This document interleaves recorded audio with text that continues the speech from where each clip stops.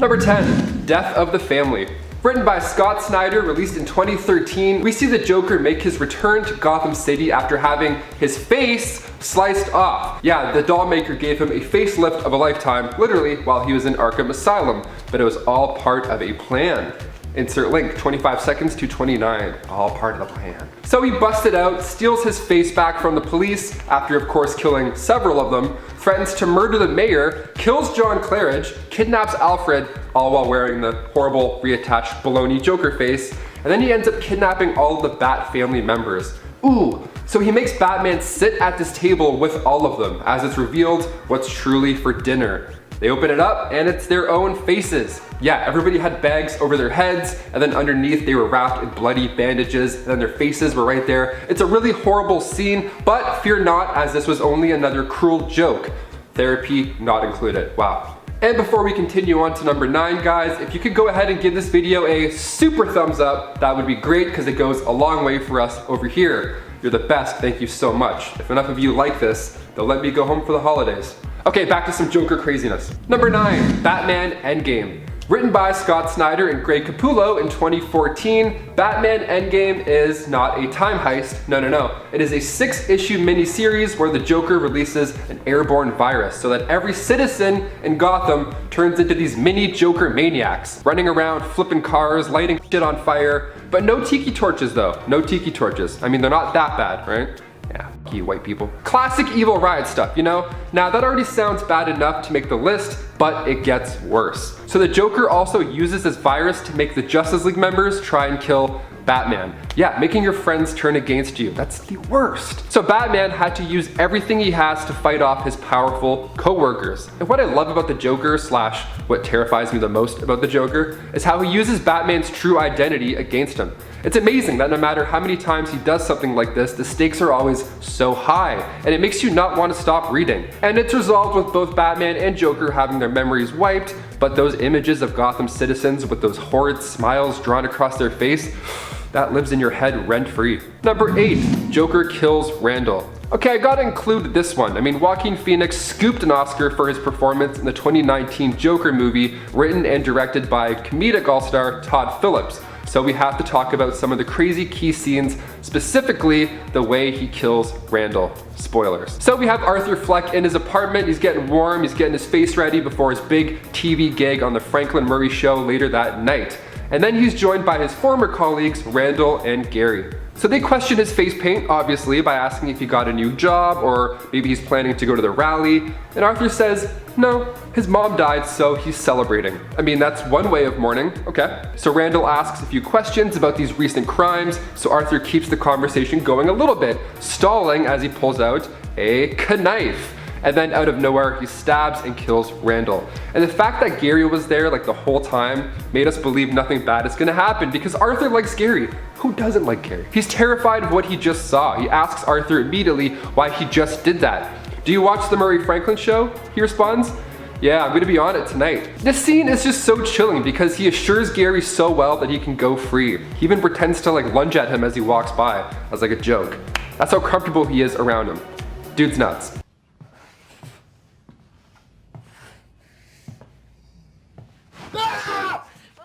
Number 7, torturing Tim Drake. I'll begin with how I peeled back the layers of the boy's mind. Joker says in the Batman Beyond Return of the Joker animated film created by Tim and Paul Dini. We see the Joker and Harley kidnap Robin. How did this happen? Well, Tim Drake was out one night patrolling the streets by himself, just getting it done, and then all of a sudden he has to save a lady from 2 thugs. No problem, 2 thugs? Easy. Turns out this was all a setup, classic Joker, and it worked. The Joker trapped him and took him to Arkham Asylum where he used shock therapy and serums, anything to break him down. He straight up tortured him for like weeks at a time. He was brainwashed until he eventually gave up all these secrets about Batman. And they end up turning him into a mini Joker, giving him the appropriate name of Joker Jr., little JJ.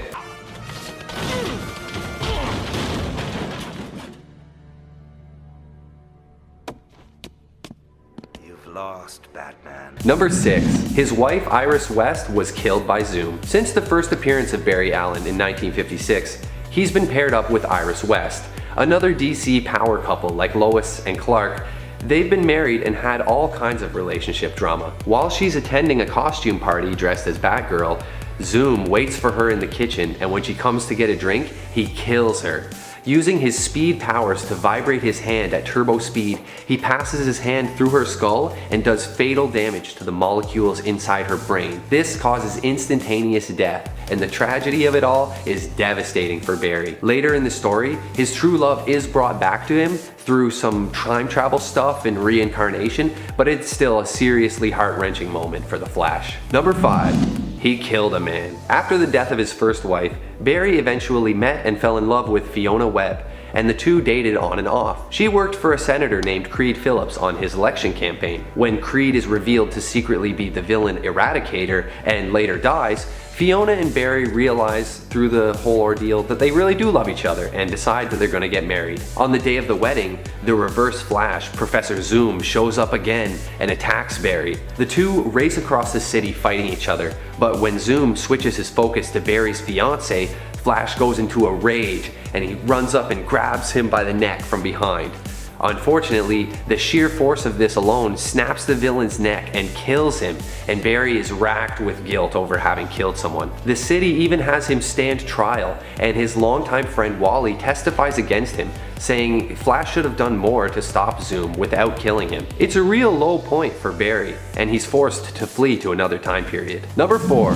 His nephew Wally died. If suffering all this physical and emotional pain wasn't bad enough, Barry has also seen the death of his beloved nephew Wally West. Wally and his aunt are driving, racing to stop Iris's brother from killing the Flash. They end up getting in a car crash on the way, and not wearing seatbelts, the results of the crash are pretty brutal. Iris is left permanently paralyzed and Wally is thrown from the vehicle. Barry arrives to see Wally's lifeless body on the road and Iris being loaded into an ambulance. Flash blames himself for not being able to stop the accident, and the death of Wally sends him into a dark period of sadness and guilt. Number 3. Parents dead. Things weren't always this way. Maybe it was the success of Superman or Batman stories, but either way, when DC rewrote the Flash's backstory in Rebirth, they gave him the old cliche tragic past. In this new version of his history, his mother Nora is brutally murdered when he's a child.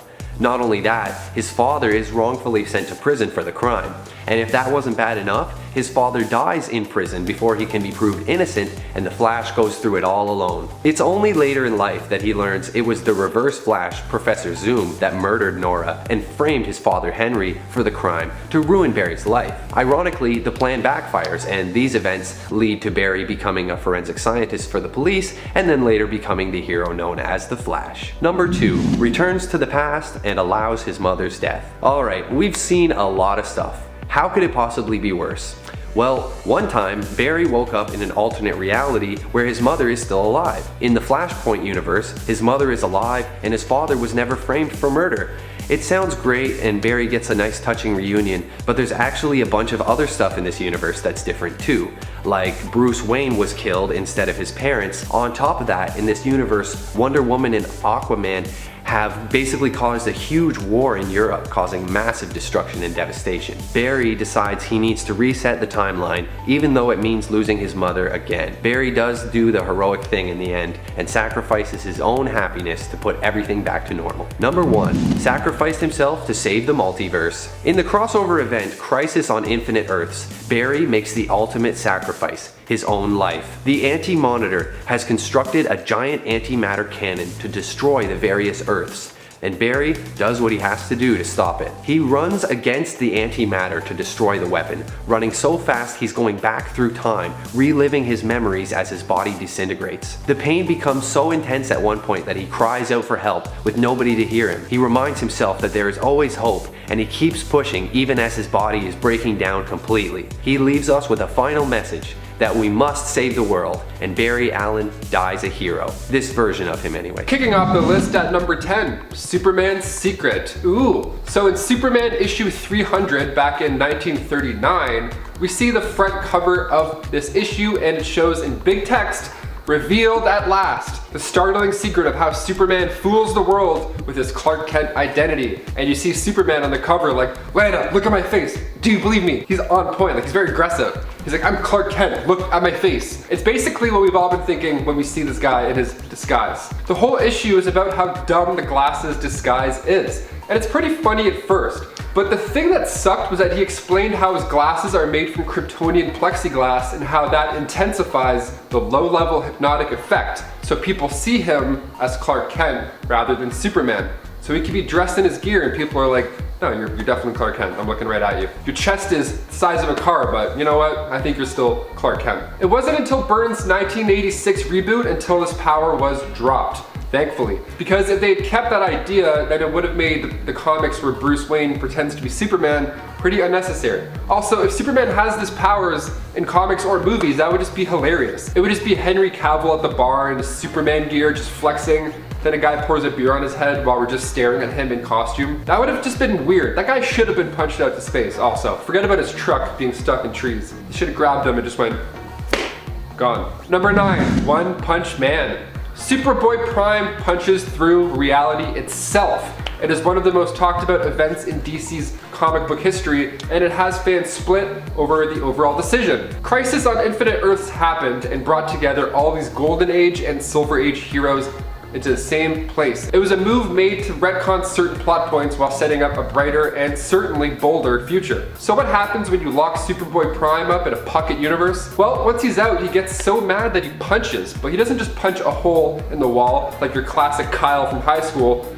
No. He punches through reality, creating the multiverse, bringing back the dead Robin from the 80s, Jason Todd, to life. And that wasn't the only change though when it comes to the multiverse collapsing. Like Elastigirl's resurrection, and then the other characters come back as if they had truly never died. Like we had Lynx, Reactron, Ventriloquist, Scarface, and Magpie. This punch also changed some major history with Joe Chill, which I'll get into later. The numerous versions of General Zod were also replaced by just the one version.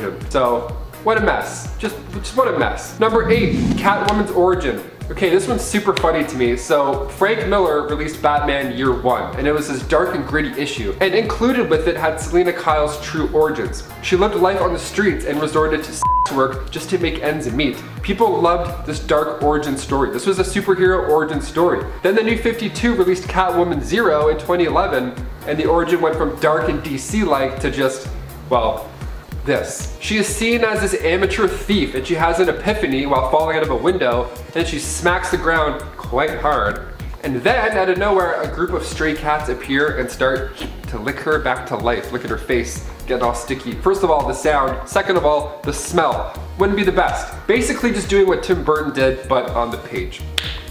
No way. And number 7, more mind games. Yes, of course, we go back to that same issue, Flash 200, where he puts forth this amazing plan to mess with everybody's mind. So now at this point, the Flash thinks, you know what, it's probably best if everybody just forgets who he is. Not too bad of an idea. So he gets some help from the Spectre and Hal Jordan. They talk it out, and Wally figures if he mind wipes everybody, all will be good. Bang bang, boom. Well, Wally ends up forgetting who the Flash is as well, for a short amount of time. So with everybody not knowing about the Flash causes the opposite reaction. There's more crime. No speedsters in the way. Hey, let's go rob some shit. And number 6, death is cool. Flash Comics issue 1, this time it's in the shape of Jay Garrick. So Flash decides it's a smart idea to go and attack a group of villains. Now at this point it's early in the comics and he's just now buckling down with the responsibilities of his new powers. So he goes, I'll go after them, let's do it. So what does he do? He ends up in a chase with a villain named Sir Satan. Cool name. And then he runs his car off the road, literally runs it off the road. Then there he was in terrible shape in the burning car, and Jay, furthermore wanting to take on the superhero responsibilities, decides not to help, but to rather just look cool. Like at least collect his teeth off the dashboard first, you know? Fix his hair, maybe ask him if he needs a band-aid or two. I get it though. If I took down a supervillain, I'd probably talk some shit. I'd do monologues. I would do like Shakespeare monologues while he's burning in his car. And number 5, Prison Break. We go now to the Flash 164 from 1987, and the cover of the page shows Flash being put in the slammer. Ooh, the Flash is stuck in this mirror dimension where he doesn't exist, so there's a lot of questions floating around for the Flash. Now, instead of using his super speed to exit the station and figure out a game plan, he super kicks everybody's ass. I mean, this world thinks that all superheroes are evil. Way to prove their point right off the bat. The Flash even says, I gotta keep my cool, no matter where I am, I'm not gonna scrap with police. And then he immediately hoofs one of them in the jaw, breaking the shield guard on his mask. Number 4, ignoring a call for help. Flash 89 in 1994 Volume 2, Wally West was involved in a civil lawsuit. The plaintiff, Allison Armitage, was injured so badly while Wally was out kicking ass that she ended up having to get her legs amputated. That's how bad this ended up. Now, as if that wasn't bad enough, she said Wally West ignored her when she cried out for help. That of course caused her injury. She wanted $20 million for the whole case. Allison's lawyer was none other than the villain Abracadabra. So Wally thinks that there's something fishy going on, and the Barry Allen Foundation made an agreement that Wally can't use the Flash outfit or persona. Quite the punishment if you ask me, jeez. You're grounded, bucko. But don't worry, him and Allison come to an agreement in the next issue, but regaining the ability to walk was not included in said agreement. Now the best part of this issue has to be the court scene. The Flash goes nuts. He's asked if he did everything he could, and he's like, I'm fast as lightning. And they're like, yes, but did you do what you could? And he's like, I'm super fast though. I don't know. And number 3, killed Reverse Flash. Flash issue 324, we have the Trial of the Flash storyline. And the cover of the issue is enough to make you want to pick it up and take a peek. We find Barry as he sets for holy matrimony with Fiona Webb. Now, leading up to what's supposed to be the happiest day of your life, Reverse Flash starts leaving creepy messages for Barry. One message literally spells out in big letters, guess who's gonna kill your wife again? With a question mark that looks like a 2. Maybe he's going too fast, couldn't do it. Yeah, Reverse Flash had done that previously, but this time, he doesn't just punch him in the head a few times and talk smack. No, this time he changes it up a bit and breaks his neck. And afterwards, Barry was arrested. The police officer comes in and literally says, oh, I don't like the angle of that neck. He's like, hey, I've seen some necks in my time, rookie. That's a bent neck. I sleep on this neck quite funny, so whenever I see bent necks, I'm always like, ooh, I feel like the bent neck lady. Now, of course, it was an accident, but it still happened, and it's still pretty violent, so you gotta include it. And number 2, immobile inertia. So at the start of this video, I mentioned the name Bart Allen. Bart is the grandson of Barry Allen. Now, at this time, there's nobody like Barry or Wally to take the mantle of the Flash. He skipped the whole teenage years thing and went right to being an adult. Speedsters are wild, thus becoming the Flash for a small amount of time. Because the evil speedster Inertia, aka Thaddeus Thawne, killed Bart Allen. This evil clone of Bart Allen is responsible for him being gunned down. So when Wally West returned, he was pretty angry. But instead of killing him, he freezes Inertia, making him this sentient statue, and added to the Flash Museum, just blinking and breathing for eternity. Of course, staring at Bart Allen the whole time. Quite the punishment, I like it. I'm here for it, as the kids would say. And finally, number 1, Flashpoint. One of the biggest upcoming DC movies, and for good reason, the Flashpoint storyline, where the Flash tries to go back in time to save his mother from dying her tragic death. Not a bad idea at all. I'd probably try and do that too. This story was released in 2011, written by Jeff Johns and Andy Kubert, and starts with Barry waking up with no Flash powers. Interesting. In fact, the Flash doesn't even exist. Everything has changed. His mother, Nora, was still alive. Score! And his father, Henry, died 3 years prior. Not score. Yeah, in his own timeline, his father's actually alive. He's just in jail. There's no Justice League at this point, and Superman isn't even in the picture. The best part?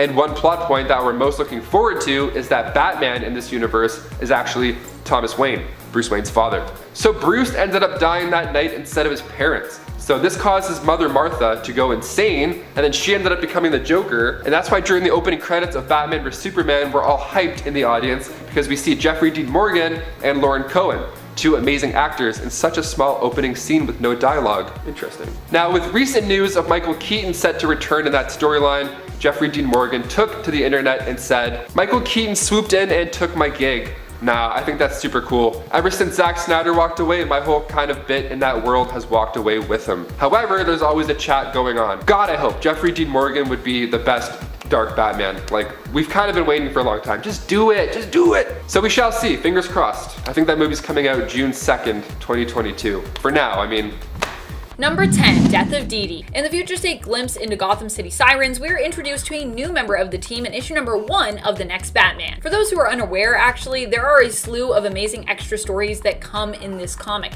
and pretty much all of them are good. While I would say that Gotham City Sirens is maybe the weakest of these, it's still a really good story, so that's not even like an insult to it. But there is a very tragic and heart-wrenching moment that might also infuriate you in this story. The newest member of the team is Dee Dee, an AI droid who was made in the future by a very shady businessman. Exposing Dee Dee's creator for his problematic practices could topple the magistrate's reign. So Catwoman and Poison Ivy bring her into the fold and team up with the AI, and they have like an awesome girls' night out, which is the whole plot, but anyways. However, after we get to know and love Dee Dee on this girls' night out, it's revealed that she is not destined to stay with the group, and in the end, she sacrifices herself to help Gotham and her new friends. Hopefully, if we get some future Gotham City Sirens stories, DC can somehow find a way to feature Dee Dee in those stories, like working alongside the team again. Or maybe if we go past this future, they'll be able to bring her back with her memory.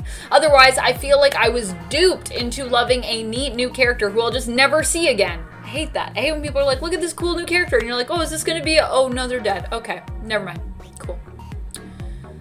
Number 9, Bat-Cat reunited? How could this be a worse thing? I know you're thinking. Wouldn't that be good, Amanda? Well, because these two, it seems, were only brought back together to be ripped asunder once more. How tragic. My heart. Catwoman tells a story of Selina trying to pull off a train heist where she is looking to free the magistrate's captured criminals. In issue 1, while she found Automatopoeia, it was revealed that Talia al Ghul, also on the train, found Bruce Wayne. In issue number 2, Bruce manages to see that Selina is on the train via a monitor in security. Not only does he show up to help save the day, but then he and Selina also have a touching reunion.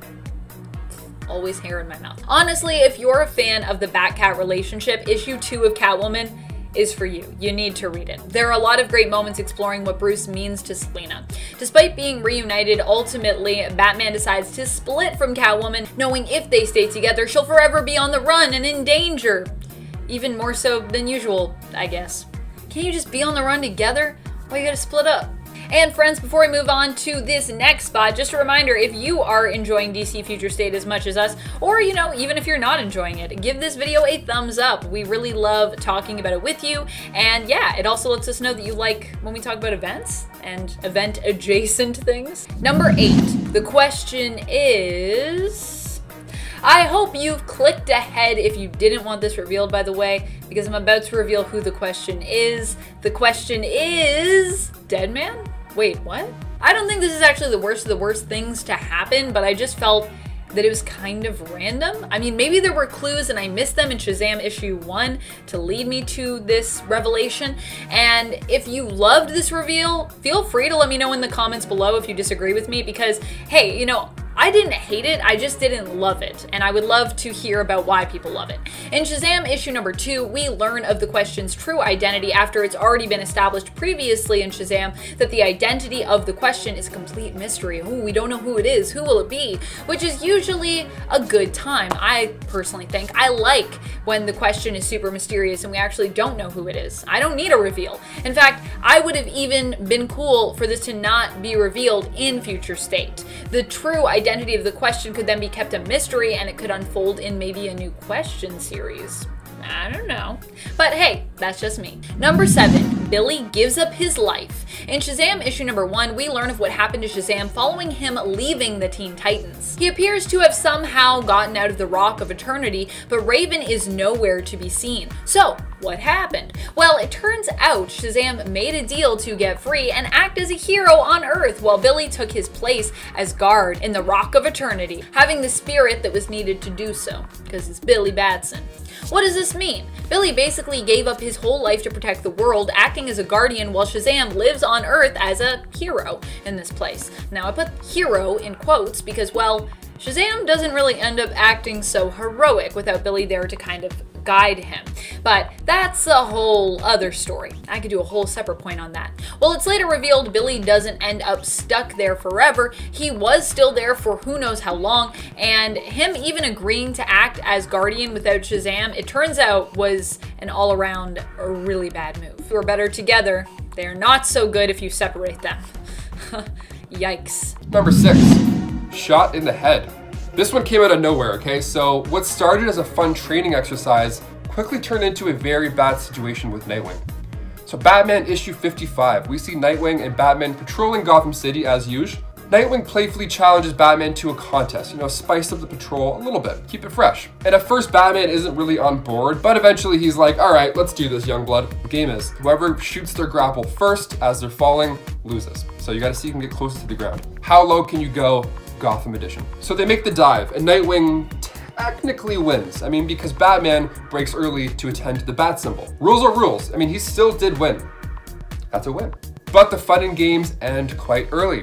So at the same time Nightwing and Batman were talking to Jim Gordon, at this point, KG Beast was taking aim at Nightwing's head. And then just like that, the bullet grazes off Dick's head. And I don't mean graze like, oh, I think I got shot. I mean graze like it just didn't go through his head. That's the only difference. It got him good. So good that he wasn't the same afterwards. Fun grapple games and then minutes later, serious brain trauma. Sounds like a sidekick classic in the world of the Bat. Number 5, Tim Drake's torture. I'll begin with how I peeled back the layers of the boy's mind. Those are the very scary words of the Joker. And he says it in Batman Beyond, Return of the Joker animated film, created by Tim Gunn and Paul Dini. So we see the Joker and Harley kidnap Robin. Tim Drake was out one night patrolling the streets by himself, just doing what he does best, getting it done.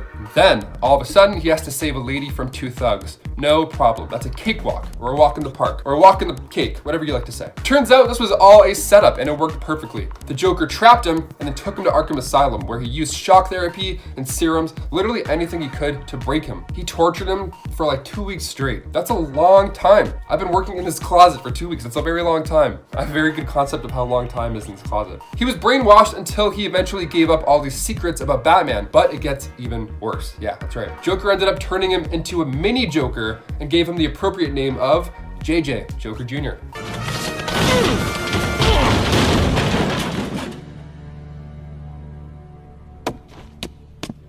You've lost, Batman. Number 4, Stephanie Brown's death. So when Tim's father found out about his part-time gig as Robin, he was forced to retire. Meanwhile, Stephanie also broke it off with Tim Drake because she thought that he'd been sneaking around behind her back. She saw him talking to a girl at a locker and she was like, something looks weird here. A little bit of too much hip movements in the conversation. So she needed something else to focus on in her time. So she made a homemade Robin suit and snuck into the Batcave and demanded that Batman would make her the new Robin and train her. I like it. She's committed. Let's do it. So Batman's like, all right. He's like, yeah, let's do it. Let's party. So cut to several months of training, a new costume upgrade that matched the same design as Tim's costume. She's now rolling with B-Man. And the two worked well together. For a little while, because, that's how these things go. Then she disobeyed orders on a couple of missions and was promptly also fired. No more suit. Get out of here. Beat it. Just like that. This guy's ruthless. Now, this is where things, again, go from bad to worse. So because of this, Stephanie felt like she had to prove herself to Batman. Everybody's got to prove themselves and do crazy shit. So she took one of his plans for the Gotham underworld and tried to step up. This unfortunately led to the events of Batman War Games, where Stephanie was captured by Black Mask, she was tortured, and then sadly she died in a hospital with a regretful and failed Bruce Wayne by her side. Leslie Tompkins sure didn't help either. It was actually revealed that she had withheld a medical treatment that could have saved Stephanie. So in an attempt to make Bruce see the violence that he'd caused and hang up the mantle, she didn't give it to her. So dark. DC is so dark. She's like, you know what? I'm gonna let her die to teach you a lesson, because you haven't learned any lessons with death. Yeah, because Batman hasn't learned any lessons by people dying, for sure. He needed that lesson. He has no idea what that's like. Number 3, Damian Wayne's death. The 5th Robin in this list of Robins, Damian Wayne. Damian Wayne, he is the son of Batman and Talia al Ghul, which means he's now heir to both Batman, crime-fighting superhero, and also Ra's al Ghul's family, a not crime-fighting team. They're kind of the worst. That's a wild parent-teacher conference to have right there, first of all. So he worked alongside Dick Grayson, who at this point had replaced Batman, and he was perfect, like genetically speaking. His origin was unknown to Batman at this point. He was grown in this artificial womb, made to be a warrior by Talia in the League of Assassins. So he was already a well-established fighter when he was just a preteen. Wild. Talia had him spy on Bruce at first, and she actually left him with Bruce. Like, hey, just trying to throw off his game. Like, hey, here's a kid, good luck. All the while, a cloned and older version of the Boy Wonder was made to cause chaos. Chaos that ended up impaling Damian and killing him instantly. But he put up an unreal fight. Kicking the arrow through his back and then out of his chest, and then calling him a coward. Like, what a way to go out. Number 2, Jason Todd's death. So different than Dick Grayson, Jason Todd did the things the harder way. Like I just mentioned a couple times on this list, he had a pretty rough go, but nothing can be worse than the day of his death in A Death in the Family. written by Jim Starlin back in 1988. So we got to see the death of the second Robin, Jason Todd.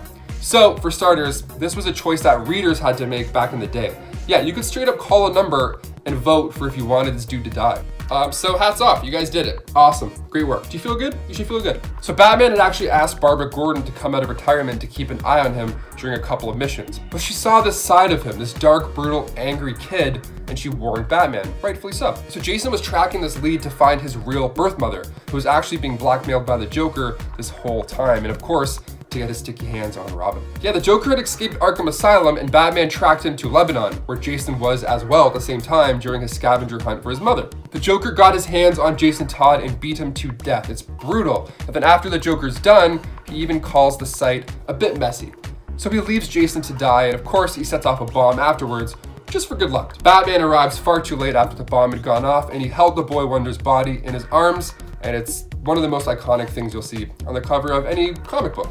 So afterwards, he comes back as Red Hood to find that he's been replaced after his death by Tim Drake. Now it makes sense. So Batman considers this one of his greatest failures, not properly training Jason as Robin, and I agree. Number 1, Memory Lane. You know it's almost just as bad as being beaten to death and then blown up? It's gonna suck when you gotta go back there or just relive it again. Surprise, here's trauma. Remember this? This takes place in Batman and Robin issue 20. Batman and the Red Hood. So at this point, Jason and Batman are on the way to becoming closer again. The relationship is going well, it's on the up and up. So they head to a foreign country to fight crime. Sounds like another day for the duo. Then upon arrival, Jason Todd realizes that this is Ethiopia, the same place Joker dished out that beating I just talked about. Batman wants Jason to dig into his memories and see if anything comes back, anything that may lead to his resurrection in order for Bruce to do the same for Damian Wayne. That's brutal. Hey, remember any of this? Any tips? Jason, of course, doesn't react too well at all, and then the two end up splitting again, after, of course, a brutal fight. Number 10 was a criminal. Yep, remember that time Lois accepted bribes to delay a story and used her bribes to buy fancy clothing, then got found out and was sent to prison pending her trial? No? Well, that's likely because although that all did happen, in the end it was revealed that it was all part of a plot that was arranged between Lois and Superman to nail some crooks. Lois pretended to accept the bribes working alongside the authorities simply to get closer to the head honcho and help Superman and the police capture him. He was the one to help break her out of prison, hoping to intimidate Lois and recapture the evidence she supposedly had on him. Unfortunately for him, Superman crashed the party, following the escape vehicle to his hideout. The authorities arrested him and Lois got rewarded with a fur coat for her troubles. But still, she looked pretty guilty through a lot of it. You only find that out at the end, so if you read like 70% of that story, you're gonna be like, what is happening? Lois, stop accepting these bribes. Number 9, won a Pulitzer. Lois has won many Pulitzers across multiple universes and alternate realities, and while this might not initially sound like such a dark thing to have happened, in the film Superman Returns we learn just what story won Lane her esteemed prize. The subject? How much the world doesn't actually need heroes like Superman. I love how against the original concept of the character this is, while also kind of coinciding with it. Lois originally was a woman obsessed with Superman to the extent of even focusing more on him at times than pursuing the best story. But in Superman Returns she is both fixated with Superman, but not in a lovey-dovey you must marry me type way, not with this story. The title of her piece that won her the prize was Why the World Doesn't Need Superman. Of course, by the end of the film, Lois has kind of changed her mind and writes a piece about why the world does need him. But her first piece still stands. Also, her first piece won the Pulitzer, and the second one, I don't know if she won a Pulitzer for that one. I think they were like, we don't like this one as much. Can you win multiple Pulitzer prizes anyways? Like once you've won one, can you still win more? I think you can. Number 8, lied about her age. In one continuity, Lois was raised to be tough as nails by her military father, who had wanted sons but ended up with daughters, Lois and her younger sister Lucy. Already instilled with a hard-working ethic when she was just 15, Lois attempted to apply for a job at the Daily Planet, while her father was stationed in Metropolis, where her family was also temporarily living. She lied in an attempt to get hired, claiming to be 19. Lucy rats her out, but Lois ends up securing the job anyways, even though she is too young to be employed there. She's only 15, when she manages to sneak into Lex Luthor's building and steal some files. Also, the rest of that issue is super weird. When Lex catches her, it's weird. I think he spanks her. I think that's like her punishment. He's like, I'm gonna spank you, that'll teach you, young Lois Lane. And then he's like, I hope I meet her in 10 years. And I'm like, that's creepy, Lex. Don't stop that.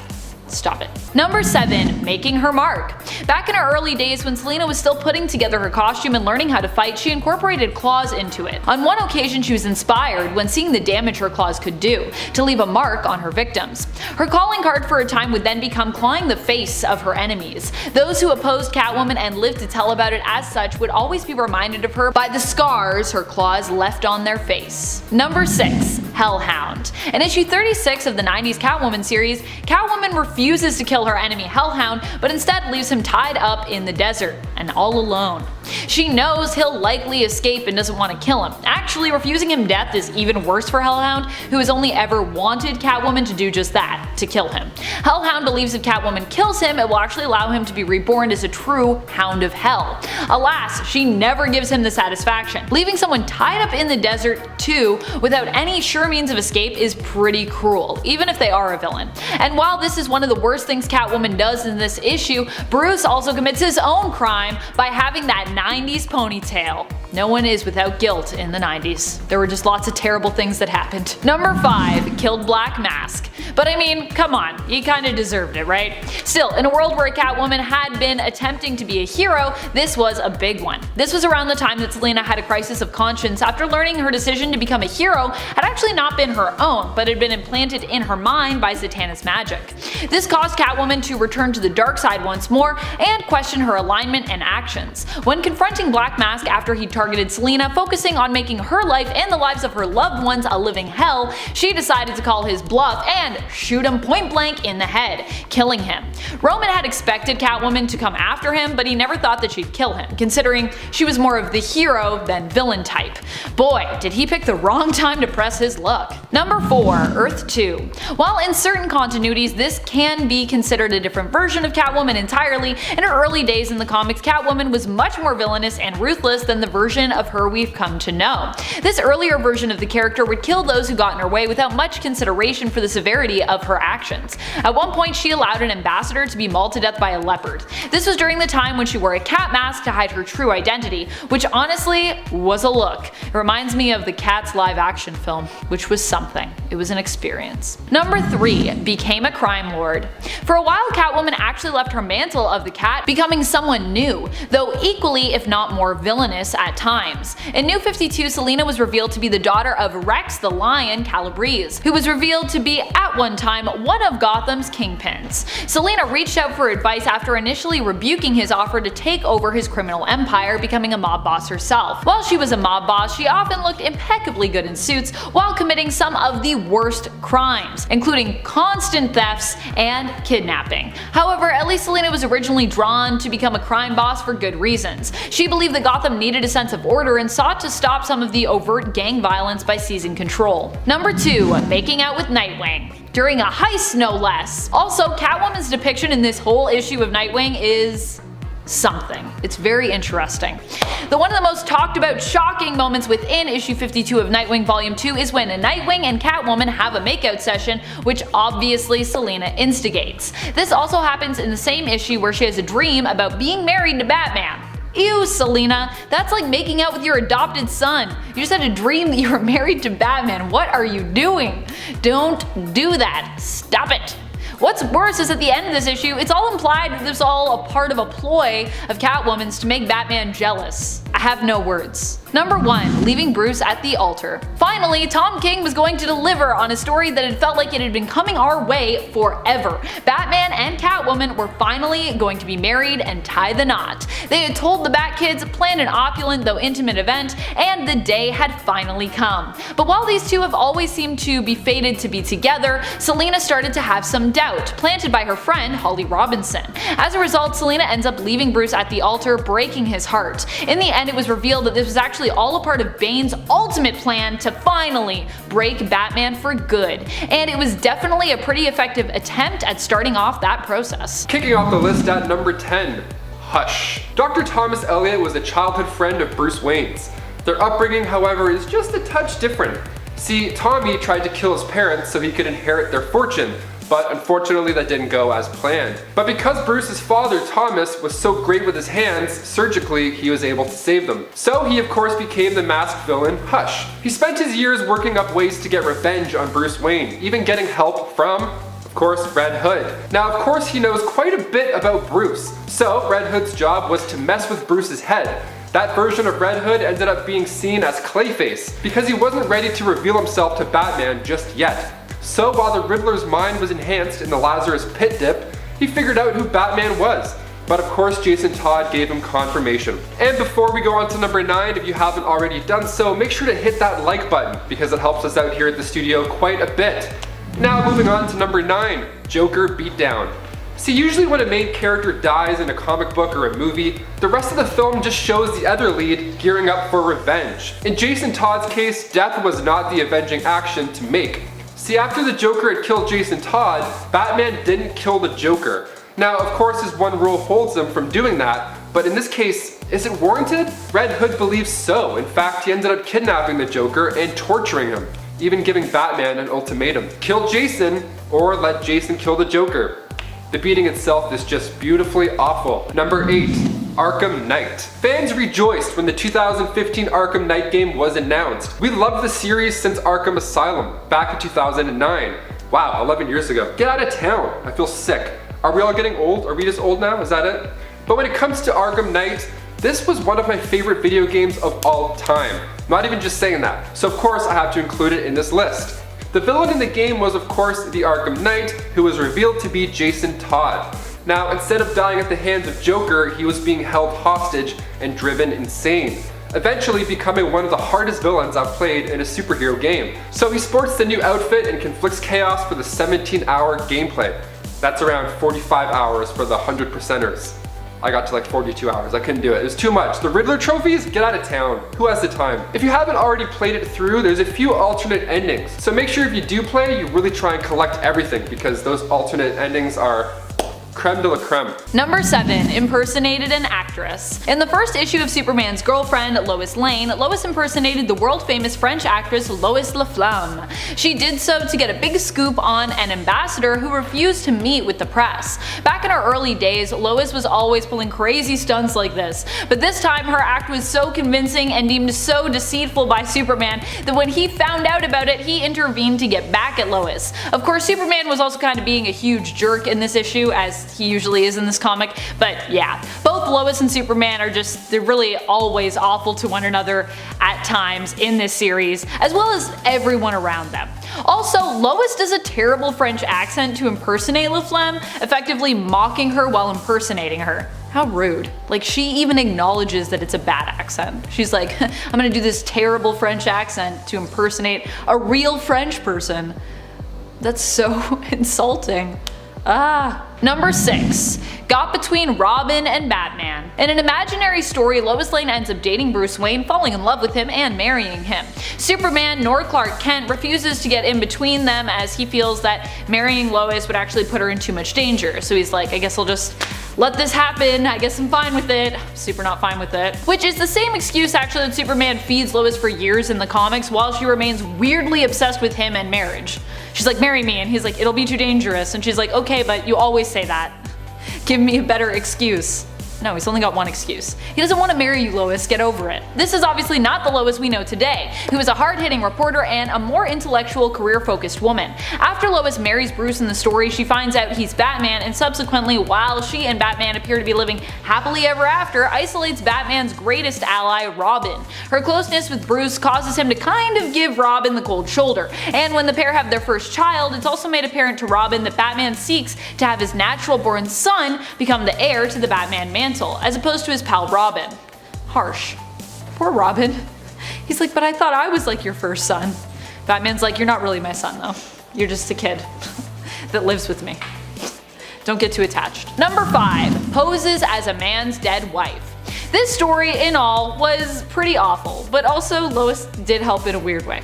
First of all, Lois is sent on a journalist job by Perry White to go undercover to get the scoop on a famous horror film star, Carlos Floyd, and his new wife, Edna Van Cleve III. Lois and Clark are both sent to pose as a maid and a butler, respectively, on Skull Island, where the new couple have just moved. Also, just all of these stories where they're like, we're just gonna pretend to be someone to like infiltrate and get a story because people don't want to talk to us. I'm like, this is bad journalism. Like, I don't think you're allowed to entrap people like this. However, Lois starts to suspect that Floyd may have killed killed his new bride while she is there, but is making it appear as though she is still healthy and alive for some reason. She dresses up as his dead bride in order to spook him and hopefully prompt him to confess his guilt.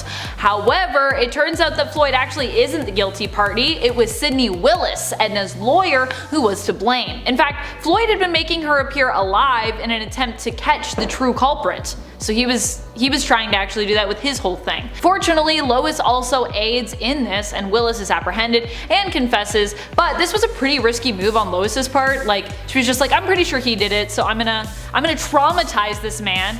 And I'm sure it was somewhat traumatizing for Floyd to see her impersonating his wife in the photo that he captured of her until all of this was revealed.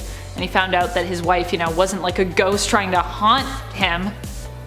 Be disturbing. Number 4, ruined a space rocket launch. This is a wow one. I can't believe this happened. As I said earlier, Lois always is so determined to get that scoop. She'll just do about anything. When it comes to reporting on a space rocket, that means faking a fainting spell in order to find a way inside it prior to the launch. No one was allowed inside the rocket, but when she fainted, apparently this was the only place she could be taken to rest. Would like to question if this makes any sense. I'm just imagining that one guy at the launch site just carrying her all the way up the elevator and the flights of stairs to put her in the rocket. Like, that's a long way up you have to go, my friend. Surely there's gotta be like a car or something nearby that they could have put her in. But no, apparently the rocket is the nearest place for her to be safe. Also, you shouldn't even be putting her in there. Whatever, it's fine, it happened. Anyways, once inside, Lois basically stretches out, examining the interior and marveling over how successful and smart of a reporter she is for managing to get inside the restricted area of the inside of the rocket prior to launch. Now, she accidentally hits a little gadget, causing the rocket to fire up before its scheduled launch time, which is actually supposed to be in 2 days. So this is a really early launch. Superman once again uses Lois's mistake as an opportunity to teach her a lesson, which is also pretty awful once more. But Lois also probably cost that space exploration team tons of money. Like, space rocket launches are expensive, girl. What are you doing? Number 3, tried to kill the Kents. In Blackest Night Superman, Lois Lane of Earth 2 was resurrected as a Black Lantern and was sent to kill the New Earth Kents. She wasn't successful, fortunately, and she wasn't the one pulling the strings behind this master plot, but this probably is one of the darkest things we've ever seen Lois do. In the end, she is one of the Lanterns to join up to take on the JSA. She ends up having to fight Power Girl, who to her was kind of like a daughter, so this is all pretty dark. Number 2, Earth 3. Everything the evil version of Lois Lane from Earth 3 does is pretty dark.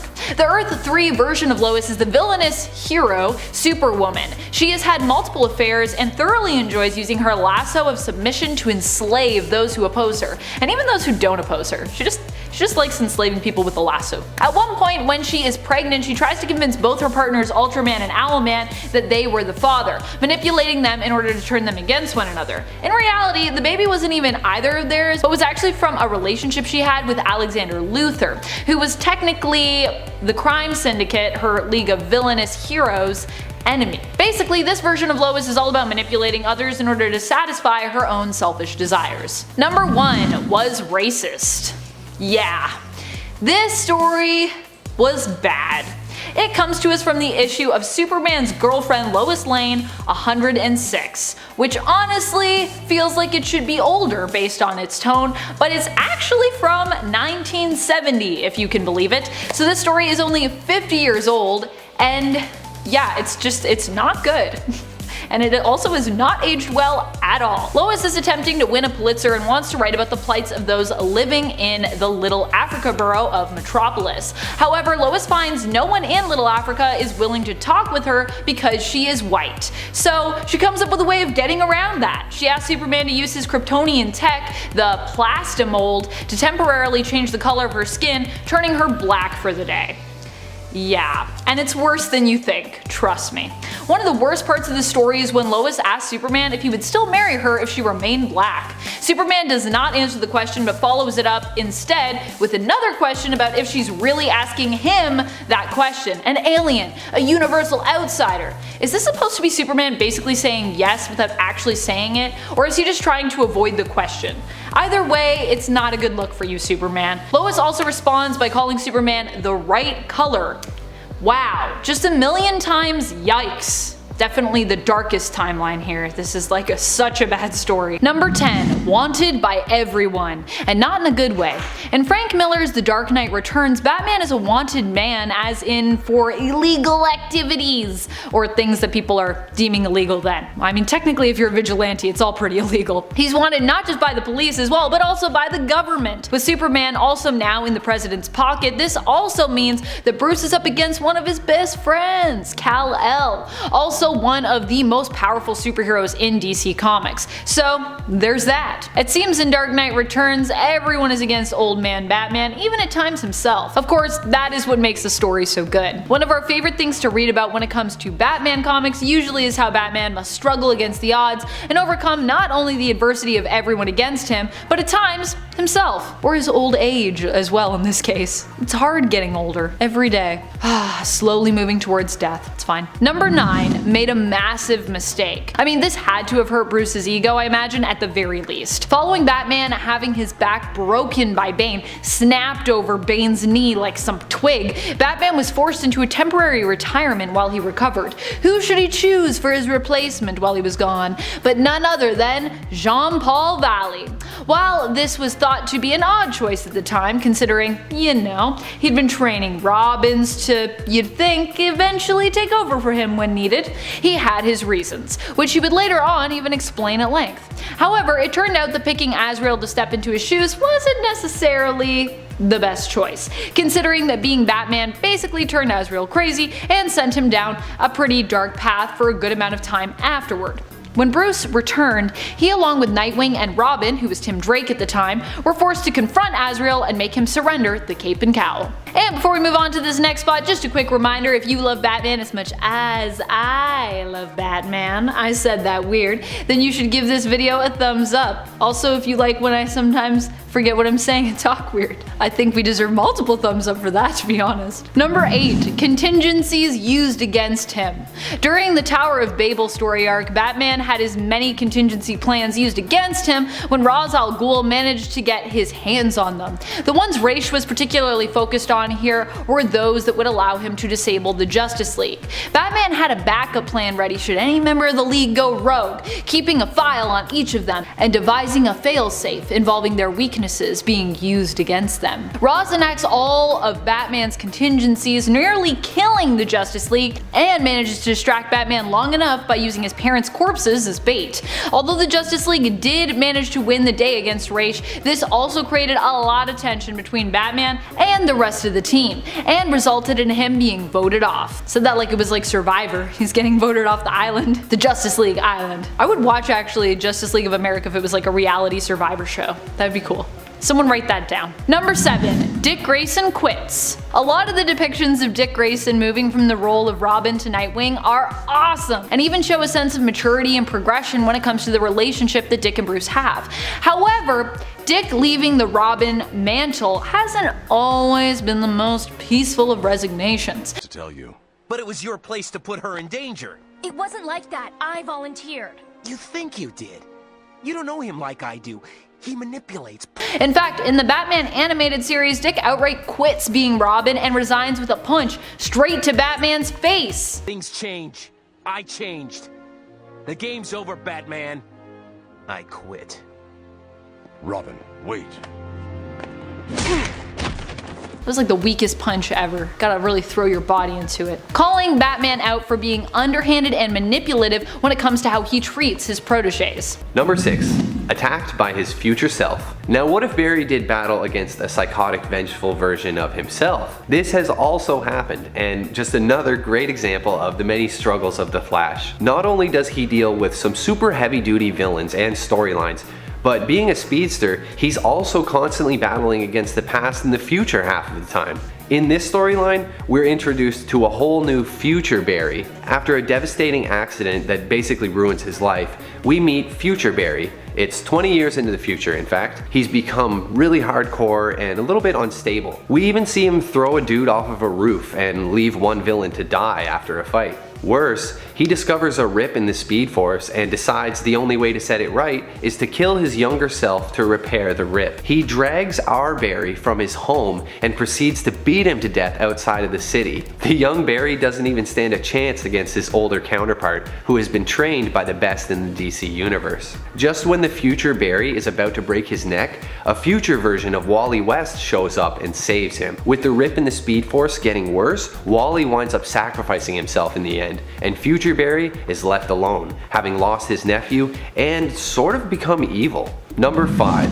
He became the Black Flash. The Black Flash is the representation of death for anyone connected to the Speed Force. Once the Black Flash catches up with the Speedster, they immediately die. It's like regular death, except it catches up with you a lot faster. When Barry Allen is chasing down the evil Speedster Savitar, he reaches out to grab him, and to his surprise, the villain crumbles to dust the moment he is touched. Later, another Speedster is turned to dust by Barry's touch, and he realizes he is to blame. Something is wrong with him. He and Wally later on discover that he's been turned into the Black Flash. As his mind and body are slowly taken over by the Black Flash entity, he does the only thing he can. He runs back to the Speed Force, where he was once trapped for years. Even Superman tries to get him to stop, but he fails, and Barry sacrifices himself to save everyone.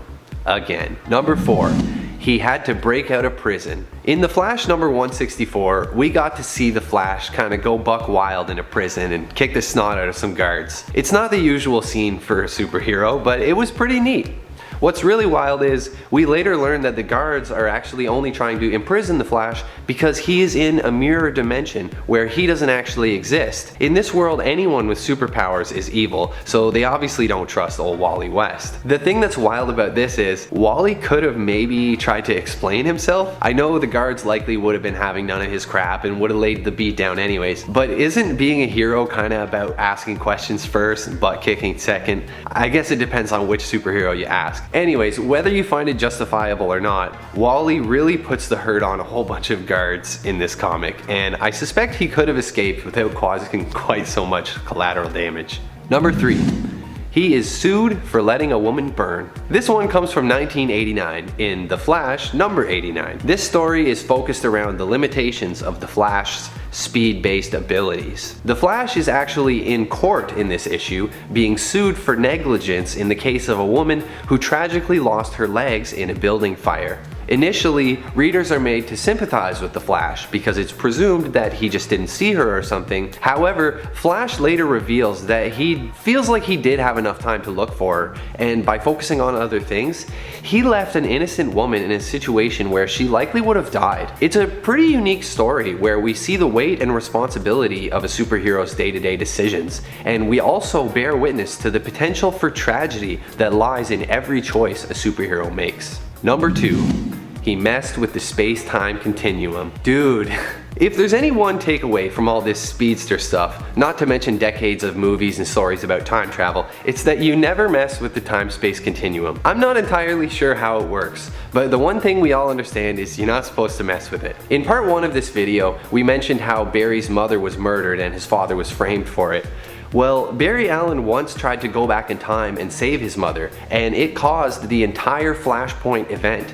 It was an act with obviously good intentions, but man, the implications were seriously unsustainable. You think Barry would understand the potential for catastrophe in this kind of time-traveling nonsense, but he just gives it the old college try anyways. As you can imagine, it doesn't really work out the way Flash wanted in the end. Number 1. Trapped Zoom in his worst memory. Leading up to The Flash number 200, published in 2003, Wally had been in battle against the insane speedster Zoom for the past few issues. Enlisting every speedster who would join, Wally borrowed their speed to aid him in his fight against Zoom. Despite this incredible newfound power, it's all Wally can do to keep up with Zoom as the two of them fight. In the midst of the battle, Zoom attacks Linda, Wally's wife at the time, releasing a sonic boom that injures her and ends the lives of babies in her womb. As you can imagine, Wally is really overcome with emotion because of this, and he gets a boost of rage and finally catches Zoom and finishes the battle. In the heat of the moment, he basically forces the villain through a rift in time, trapping him in an endless loop in a moment from the past. We see Zoom later trapped in a tube, endlessly reliving the worst moment of his life. So Nerd Squad. Number 10. When DC made her Russian. One of the weirdest things to happen to Selena was when she was given a random Russian origin story that never really amounted to anything. Never really went anywhere. I mean, it is possible that it was going to somehow be reworked into her ties with the Falcons later on, but in Catwoman issue 0 from the 2011 series, they definitely said Russian, and yeah, that definitely never came back up ever again. This was an origin story that was started and then was kind of completely trashed when DC's Rebirth happened. In Rebirth, instead of Catwoman having a mysterious brother in an unknown Russian origin, she returns to her more familiar origins of having her sister Maggie. It's not the weirdest origin Selena's ever had, but it's definitely up there. Number 9. Death of her parents. This is one of the worst things that happened to Catwoman because it also basically set her up for a tragic childhood. Though in retrospect, it did lead Selena to where she is now. I wonder if she would change any of her past if she could. Changing some of the most painful parts actually might lead to a different future, but would likely make her past better and perhaps her present less tumultuous.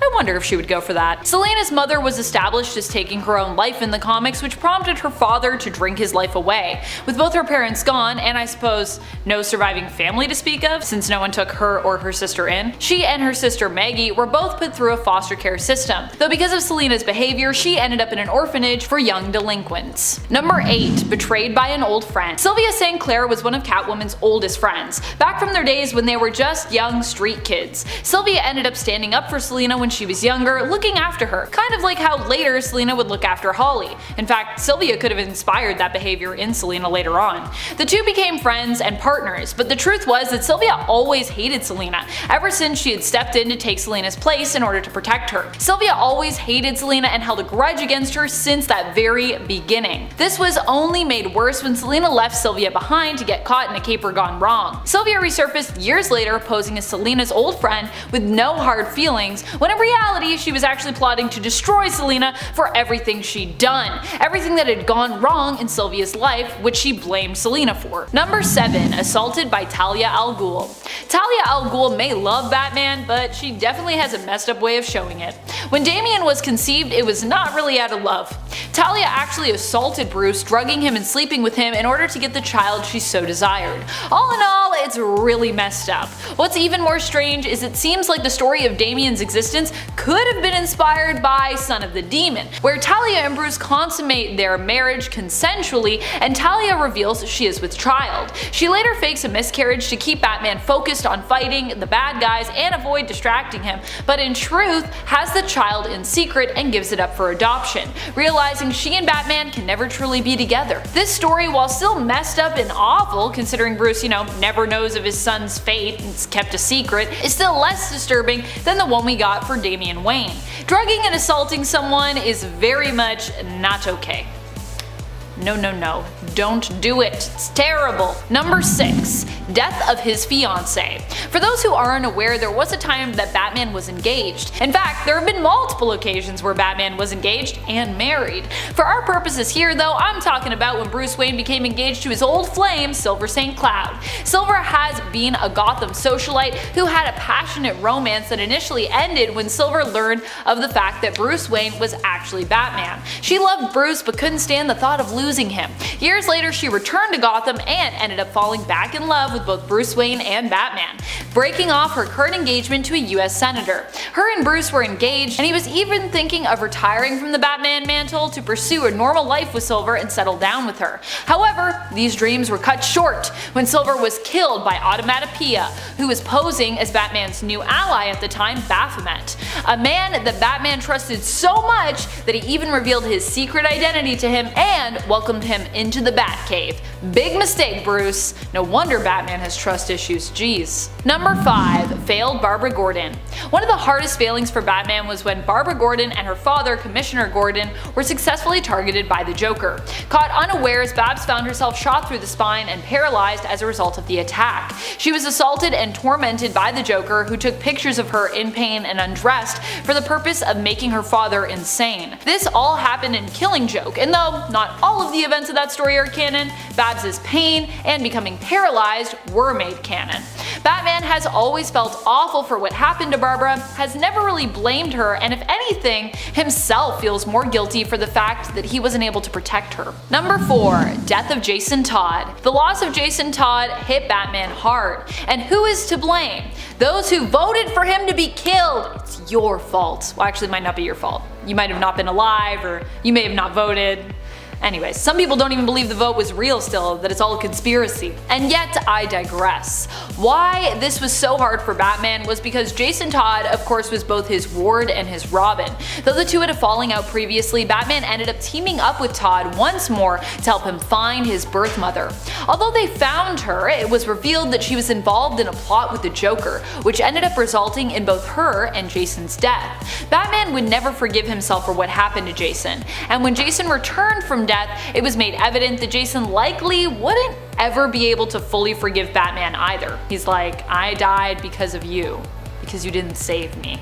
Which, you didn't save him, so I guess sort of fair. Number 3. Death of his parents. Obviously, one of the worst things to happen to Bruce Wayne happened early in his life and would have to be the death of his parents. Without them dying, he wouldn't be the man he is today, for better or for worse. It's actually an interesting thing to imagine a world where Bruce gets to keep his parents and grows up normally. Would he still grow up normally? I wonder. The death of his parents tormented young Bruce so much that it, along with the freak encounter with the Bat, inspired him to become the masked vigilante known as Batman. So in a way, it's this trauma that has led to so much of the other awful experiences that Batman has suffered through, countless physical injuries, as well as mental and emotional turmoil. Not only that, but the loss of his parents has been a trauma that Batman has never healed from and has carried throughout his entire life. Number 2. Death of Alfred. Although his parents' death changed him forever, he was left with at least one father figure to help him carry on, the faithful family butler, Alfred Pennyworth. Alfred served Master Bruce, but also took care of him and raised him, acting as a father to him. Alfred has come in harm's way a few times in the comics, but one of the most devastating blows that both he and Master Bruce had to suffer came when Bane full-on killed Alfred, snapping his neck. Bane was working to break Bruce fully, and this was just another part of his master plan. He even was part of Catwoman kinda leaving him at the altar, which is another terrible thing that happened here. Bane had taken Alfred hostage and told the Bat family to stay away or else. Damian, however, didn't listen, believing he could take Bane down himself. When Damian failed, Bane killed Alfred, and in so doing, broke Bruce's heart. Number 1. Tortured and killed on repeat. When Joker received 99.9% of Mr. Mixia's Pidalix power, he used it to wreak all kinds of havoc.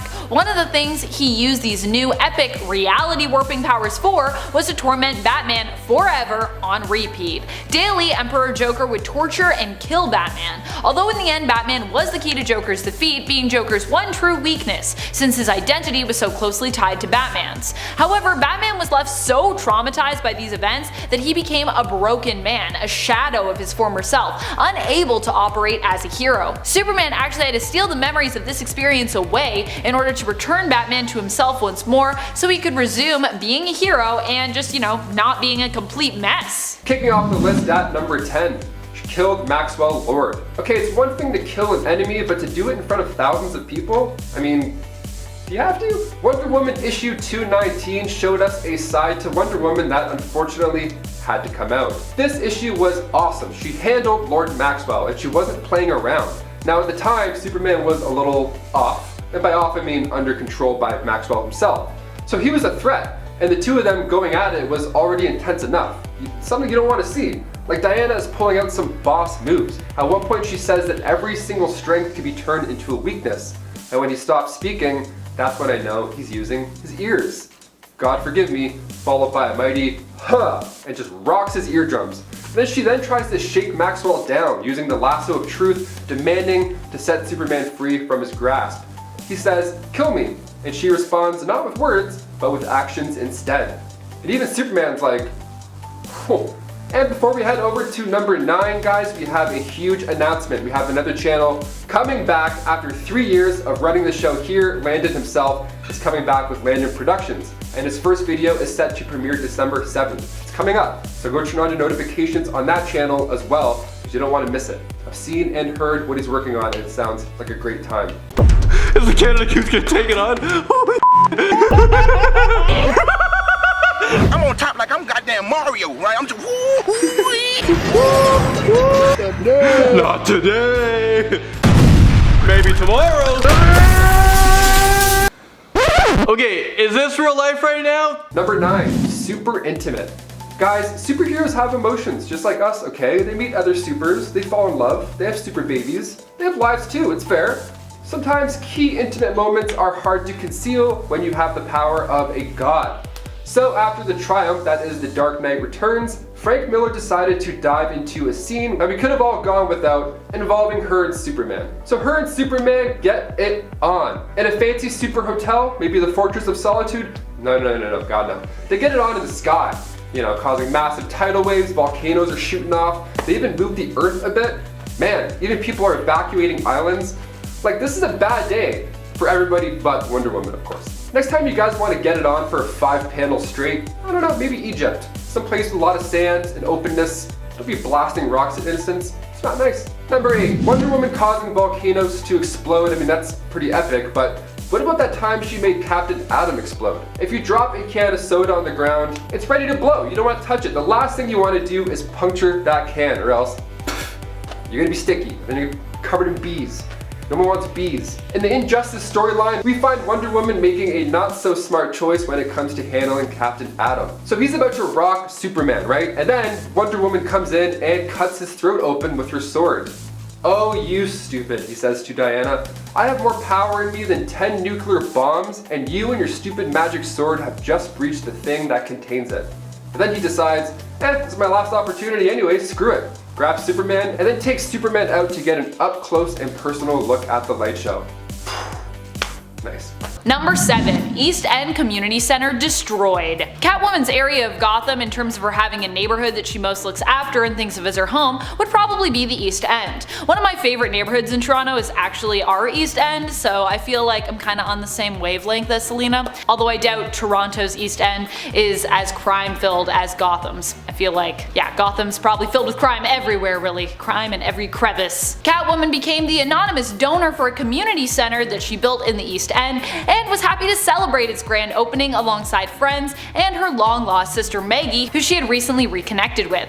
Unfortunately, her old friend Sylvia St. Clair, who also attended the grand opening, had more sinister motives, and working alongside Black Mask made sure the grand opening ended up on an explosive note, blowing the building up later that evening. Before we move on to the next point, I just want to say thank you so much for being here, and if you love us as much as we love you, be sure to show it by giving this video a thumbs up. Number 6, Zatanna manipulated her mind. One of the worst things from Catwoman's point of view was definitely when she learned that Zatanna had taken away her freedom of will. This was revealed to be something that had happened earlier on when Catwoman had basically stopped her criminal ways. Selena had always believed it was a decision that she had made, but then Zatanna revealed that she and some of the Justice League members had actually kidnapped Selena and influenced her to become good, with Zatanna wiping her memory of that ever happening afterward. Zatanna gave Catwoman her memories back, seemingly undoing the alignment reversal spell that she had cast years ago. Now Catwoman was left questioning who she was and what decisions in her life had actually been her own. Extreme identity crisis. This also led to Catwoman doing a bunch of bad stuff, so yeah. Number 5, her best friend died. Holly Robinson is known for being one of Selena's BFFs in the comics. She's been portrayed a few different ways throughout the years, but one thing usually stays the same no matter her role. She's always a good friend to Catwoman.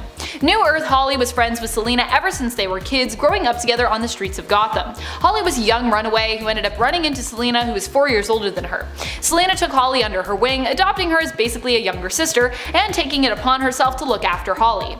Holly is also usually the one who takes over as Catwoman in the comics whenever Selena chooses to step down. New Earth Holly, however, also ended up losing her life when Selena entrusted her with a package, with a brooch. Holly chose to give it to her husband for safety safekeeping, which was ultimately a really bad move because she was double-crossed by him. Catwoman, knowing something was up, hurried to save Holly, but it was too late. There was an explosion that decimated Holly's home and killed Holly in the process. Holly died in Catwoman's arms, and it was really sad. Number 4. Black Mask tortured her sister. Not everyone may know that Catwoman has a sister, but you know who does know? Black Mask. And at one point, he used this information to torment Selina by tormenting Maggie, Selina's sister. In turn, to torment Maggie, he tortured her husband in front of her and then made her eat part of his corpse. Roman Sionis then attempted to torture Selina in Maggie's place, agreeing to let her go in exchange for Catwoman. But fortunately, Selina in reality had other plans for Black Mask and managed to avoid a slow and painful death. However, Maggie lost her sanity in this attack against Selina, and Catwoman would always carry the guilt of what had happened to her sister. Super sad. And then Maggie hated her forever, all because of that. Which, I mean, fair, that's a pretty traumatic experience. Number 3. Murder. On Earth 2, Selina Kyle and Bruce Wayne actually end up finally getting their happily ever after, or so it seems, initially. Selina makes amends for her criminal ways, claiming that she had actually only behaved so badly because she suffered from partial amnesia, which a brick to the head seemed to fix. Yeah, that's definitely the weirdest origin, I think, for Selina ever. Oh, I wasn't really a criminal, I just had amnesia. She renounced her criminal life and gave it up, falling in love with Batman, who reveals his secret identity to her. The two marry and have a daughter, Helena Wayne, the other version of Huntress that you might be familiar with. But it doesn't stay a happy ending forever. Unfortunately, Selina is pulled back into the criminal lifestyle when she is blackmailed by one of her former goons, Silky Cernak. During a fight, Catwoman was fatally shot in the chest and fell from the 4th story of a building to her death, leaving her loving husband Bruce and her daughter Helena surviving her. Number 2. Had her heart cut out.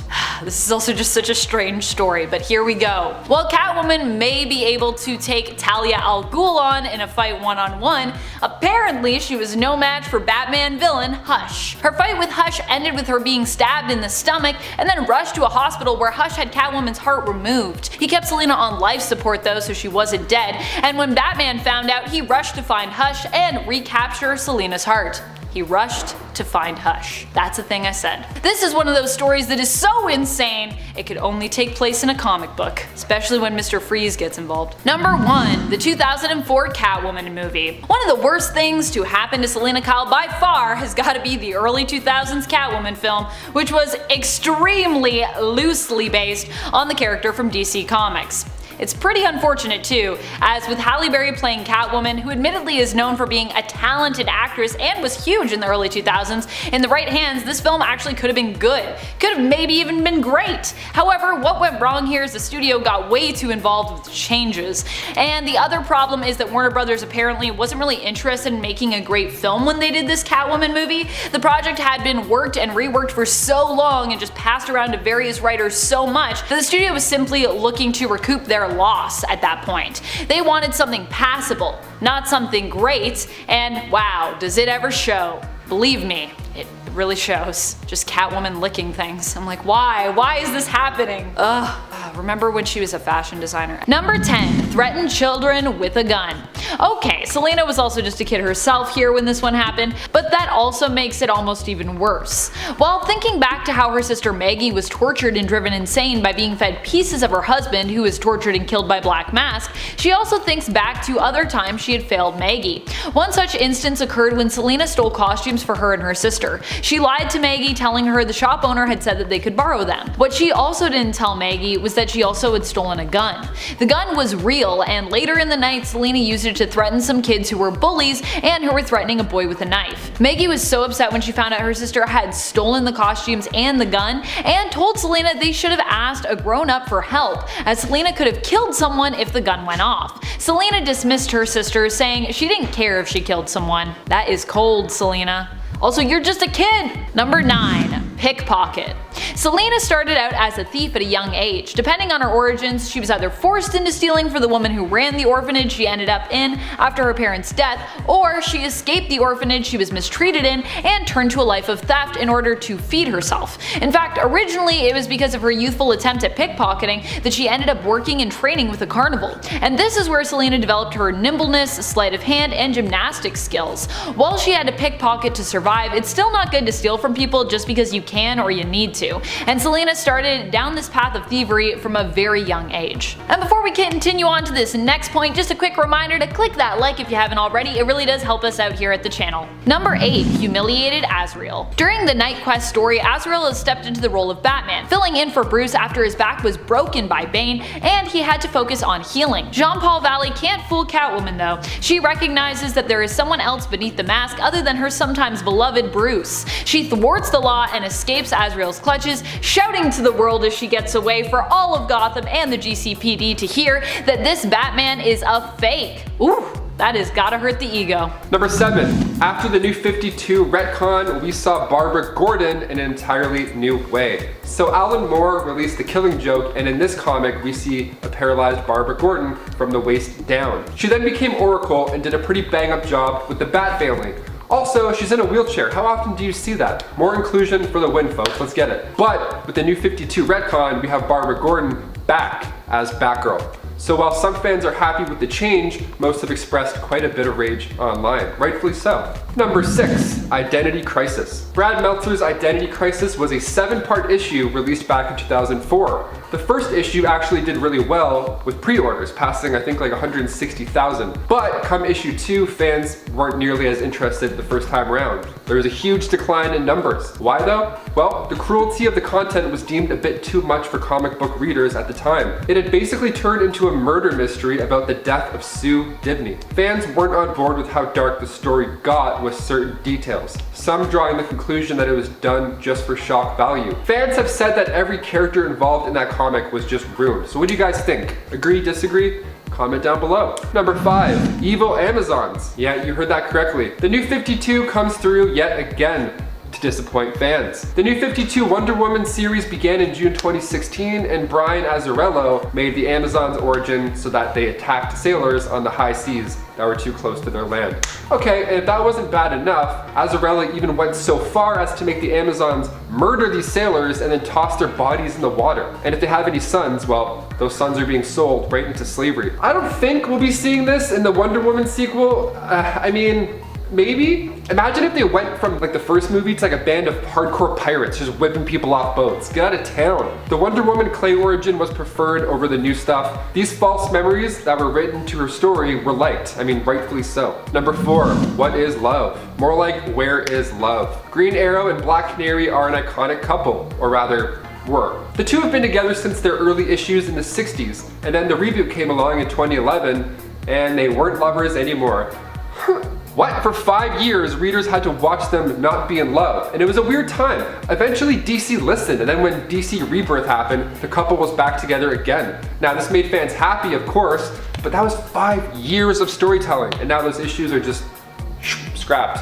Awesome, sick, 5 years. A lot of words, a lot of eye movements. Thanks. Number 3, Dead or Alive. Superboy issue 158 came out in 1949, so it was a little while back now. And the cover of the issue is enough to pull any reader in. It shows Superboy in space looking down at a capsule with his parents in it. And the words, "They're alive, my real mother and father." And behold, a couple of sleeping beauties. Jor-El and Lara were drifting in space for 15 years. The radio transmission comes in, calling Kal-El, and then he's like, yo, that's my name, let's do it, let's go. And it's a nice moment or two. Superboy reflects on recognizing his parents' voices, even though he was just a wee baby when he last saw them. So how sweet. But in the New 52 Rebirth storylines, apparently Jor-El survived the Krypton explosion, thanks to Dr. Manhattan, and he then became Mr. Oz, who was like a villain. This New 52 retcon makes absolute no sense. We saw Krypton's death, and we also saw his parents dying in it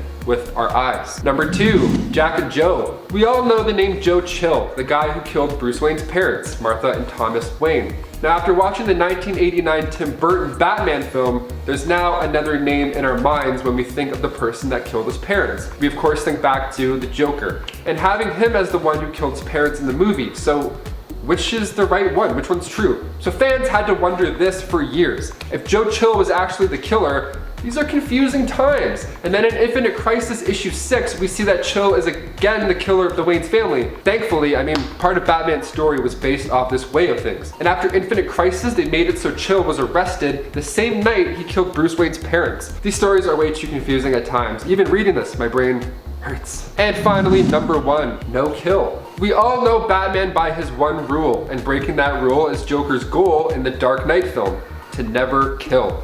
Of course, having his parents die at the hands of a killer, one would assume he's not too fond of the act. But let's go back. Let's go back to Batman's first appearance. Back in 1939, Detective Comics issue 27, we straight up see Bruce push a guy into acid. Acid! It's said in the early days that many criminals died by the hands of the Bat. Bill Finger came in and retconned it, so the Caped Crusader, starting in Batman issue 6, tells Robin that we never kill with weapons of any kind. With weapons? Ooh, gotta read the fine print, I don't know. No, Batman at that point still goes by the no kill rule. But what do you guys think? Was his actions, like in Batman vs Superman, unwarranted? I mean, this is obviously a darker, older version of the Batman where clearly people close to him have died. I personally think he should kill. Make it so he pops dudes. People love the Punisher. I mean, you know, he wrecks people. Go get him, Batsy. Number 10. His fiancée had a nervous breakdown. Barry Allen has had a few love interests in his lifetime, and Fiona Webb is a prominent one. They fall in love after Iris West, and Barry eventually asks Fiona to marry him. However, when their special day finally comes around, old Professor Zoom shows up and ruins everything. He almost succeeds in killing Fiona. When Barry is busy fighting Zoom as the Flash, he fails to show up at the altar in time, and Fiona thinks he's a runaway groom. The horror and stress of it all sends her over the edge, and she has a breakdown. She winds up getting committed to the hospital as her mental state deteriorates, and it's made even worse when Barry decides to come visit. See, he uses his speed powers to bypass hospital security to visit her, and he doesn't show up on the hospital videotapes. So they think she's crazy when she mentions that the Flash came to visit her. She winds up smashing herself in the face with a picture of Barry and getting carted off on a stretcher, presumably to a padded room. And that's only number 10, folks. The Flash really has a rough time. Hey guys, if you like these videos and you want to see some more, make sure you take a second and hit that like button. Number 9. He let crime run rampant in Central City. In 1987, DC released The Flash issue number 200, in which Wally has his secret identity revealed. He's pretty upset with the public's newfound knowledge of him because he knows the considerable danger this poses to his friends and his loved ones. He winds up taking an offer from Spectre to wipe the general public's memory of the Flash, including his own. In the final pages of this comic, we see the full ramifications of this decision. Wally and everyone else has completely forgotten the identity of the Flash, or whatever happened to him. This comic even explicitly states that the loss of the Flash caused a significant increase in the crime rates in Central City. Countless people suffer and possibly die without a hero patrolling the streets. It's a pretty grim look at things, but perhaps Wally regains his memory later in time? I don't really want to ruin anything for you guys. Let's keep on rolling. Number 8. His brother became a supervillain. Surely almost everybody knows Barry Allen, but there is another, Malcolm Allen. Barry has a secret twin brother who he originally thought died in birth. However, when these two come face to face, it was far from a happy reunion. Malcolm was secretly given to a family of abusive con artists with superpowers, and they constantly taunted him for being inferior while they raised him. Man, that is really messed up. Like, why would you adopt a kid and then just give him a hard time for not being good enough? Like, this is the kid that you picked. Anyway, by the time Malcolm tracks down Barry, he's pretty angry and envious of Barry's life, as you can imagine, and so he vows to kill Barry and everything he holds dear. His adoptive grandmother teaches him how to use the family superpowers, and so he reinvents himself as the supervillain Cobalt Blue. It's not the Flash's fault or anything, it's just another of the many hard knocks the Flash suffers throughout his life. Psychotic vengeful brother? Check. Number 7. Forced to fight his own grandson. How about psychotic vengeful grandson from the future? Also check. During the crossover called Blackest Night, the villain Necron reanimated dead DC characters with some black power rings and created a zombie army of Black Lanterns. Bart Allen is Barry's grandson, who recently died and was resurrected. Barry has temporarily become a Blue Lantern during this event, and he has to face off against his evil grandson. When the two do battle in a graveyard, Bart shows his resentment as he cruelly taunts Barry while the two of them fight. Barry tries to remove the black ring, but is interrupted by an undead version of Reverse Flash. Barry manages to connect with the living Bart beneath the surface by contacting him inside the Speed Force, and they have a really wholesome reunion. Barry owns up to his neglect as he guides Bart through the process of breaking free from the control of the ring. It's a really heartwarming moment. Number 6. Joker kills the audience. This moment also mirrors what happened in the finale of the Todd Phillips Joker movie, so I gotta bring it up. It's like 2 birds, 1 stone, bam bam. So in Batman The Dark Knight Returns Part 2, Joker is invited on a talk show to get some insight behind his madness, which is always a great idea. Let's bring those people around. Ellen, like, hey, check under your seats, it's a knife. No. So stupid. After being asked by the host why he kills people, Joker explains how he's going to kill everybody in the room. And cue the panic laughs. What did he say? So Joker begins to explain that he thinks he's Batman's psychotic obsession. And then after asking about the lovely mugs that guests get to drink from on the show, the Joker then breaks the mug and then stabs Dr. Bartholomew in the neck, who was aiding Joker for this interview. Yeah, not so cured after all, I guess. And then if that wasn't bad enough, he then murdered the entire audience with a poisonous gas. Adam is a patient. Do guests get to keep these? Sure, you do whatever you want with it. We got a closet full of them.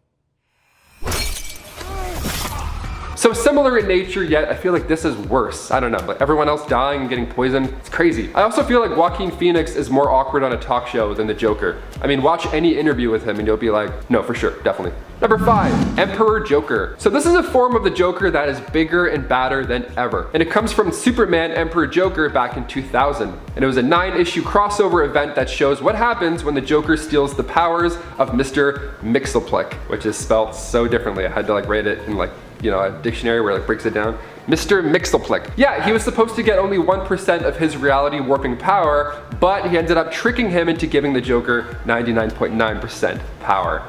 Oops! So what happens when an imp from a 5th dimension accidentally makes Gotham's worst a god? Well, he eats China. That's a body count that's over 1 billion right there. I mean, the Joker transformed reality into this horrible version that better suited himself, where everybody's stuck in an awful loop. He kills Lex Luthor over and over again, and of course he makes Batman suffer death daily. Number 4, Harley Quinn.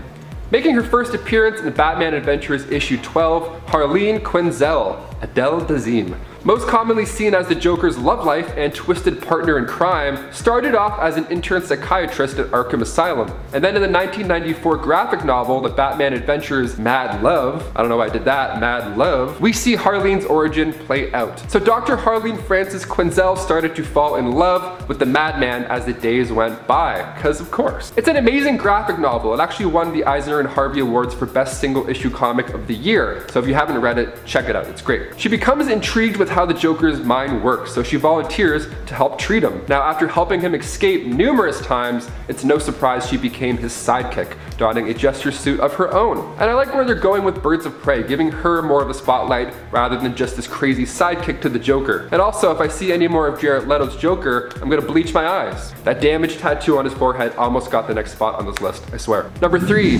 Barbara Gordon. This next one hurts me to talk about. Here we go. So The Killing Joke was brought to us by Alan Moore back in 1988, and since its debut, it's referred to as one of the best graphic novels ever published. Fair. So we have this background story for the Joker unfold as he torments the Gordon family, and then it comes down to a few knocks on the door that changes Barbara's life forever. So she thinks that it's Colleen arriving early, and then she goes over slowly, and then does that thing in horror movies, you know, where they open the door mid-conversation, not aware, and then they turn last second, and then bam! This happens. Yeah, well, I had some really interesting nightmares.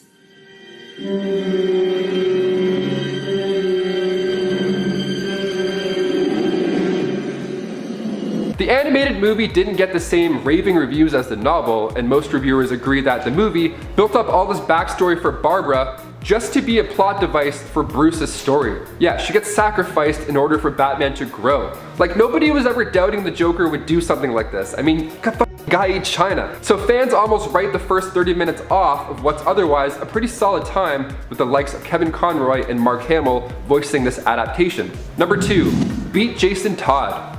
A Death in the Family, not to be confused with A Death of the Family, is a 4-part storyline written by Jim Starlin and published in 1988. Now, this was a huge moment in the Bat story because we see the Joker beat the second coming of Robin, Jason Todd, like to death. This actually came to life thanks to the producers allowing the readers to decide what happens next to the boy wonder. And they chose death. He beat him with a crowbar and then a bomb ended it all. Like the Joker used Jason's mother, he blackmailed her and then used her to get to Jason and then killed her off too. So dark. What's even crazier about this whole thing is that it was up to the fans to decide his fate. There was a 36-hour period from September 16th to 17th in 1988, and there was a number you could call in and vote if you wanted the Joker to kill Robin or not. That's like the weirdest reality show ever. Like dialing one number meant death, dialing the other meant survival. And it got really close too. It was almost like 50-50. God, I wish callers had to talk to somebody instead of just calling a number. That would be amazing. Yeah, hi. You know what? Death. I think, oh wait, no, death, for sure death. Thanks, awesome, sick, cheers. So one caller actually admitted to dialing the number numerous times just to put the nail in the coffin for the boy wonder. Yep, it worked. Hope you're happy. Hope you're 90 years old and also happy. And finally, number 1, killed Jim Gordon's wife. Yes, this next one takes place during the holidays, so how fitting and joyous. Making her first appearance in Batman 405, the Year 1 storyline, we find Sarah Essen, Lieutenant Gordon's partner. So after Gordon's divorce, the two of them started to date and eventually they got married. Classic detective stuff. This all sounds lovely so far, but then in Detective Comics 741, we find the Joker after he's kidnapped like dozens of babies. Like I'm talking, this guy kidnapped a bunch of babies and then decided to hide them right in the basement of the Gotham police station, which in my opinion is the worst place to hide anything ever. End of story. So Sarah hears over the radio, Joker has the babies at Central, and she's like, what the f? And then she gets out of there, and then we see him in there talking to one of these babies while he's holding it, saying sweet things, you know, like how life is the biggest joke of all. Sweet things like that. So Sarah makes a loud entrance, tells the Joker to freeze, and Joker tosses the baby at her, like hot potato. He tosses an infant. And then Sarah catches the baby, thank God, but then Joker wishes her a Merry Christmas and delivers, bow, a fatal bullet. But the baby's okay, but Sarah, not okay. Number 10, the football game. To kick off this list, pun intended, we go back to the golden age of comics with Jay Barrick to Flash Comics issue 1. So back in the 50s, the issue opens up with Jay trying to get the attention of Joan, but she's not interested. All because he sucks at football. In her words, she even says, a man of your build and brains could be a star. Bull Trident's hurt. Oh no, whatever shall we do? Haha. And then in comes the super speedster just to ruin the game for the rest of the guys who've trained for like 16 years of their life to get there. And I love how happy he is too at this moment. Like he's clearly been waiting for this his entire life. Like he just flies through touchdown after touchdown after touchdown. One guy on the other team has the right idea. He straight up quits. And the game ends being 65-30.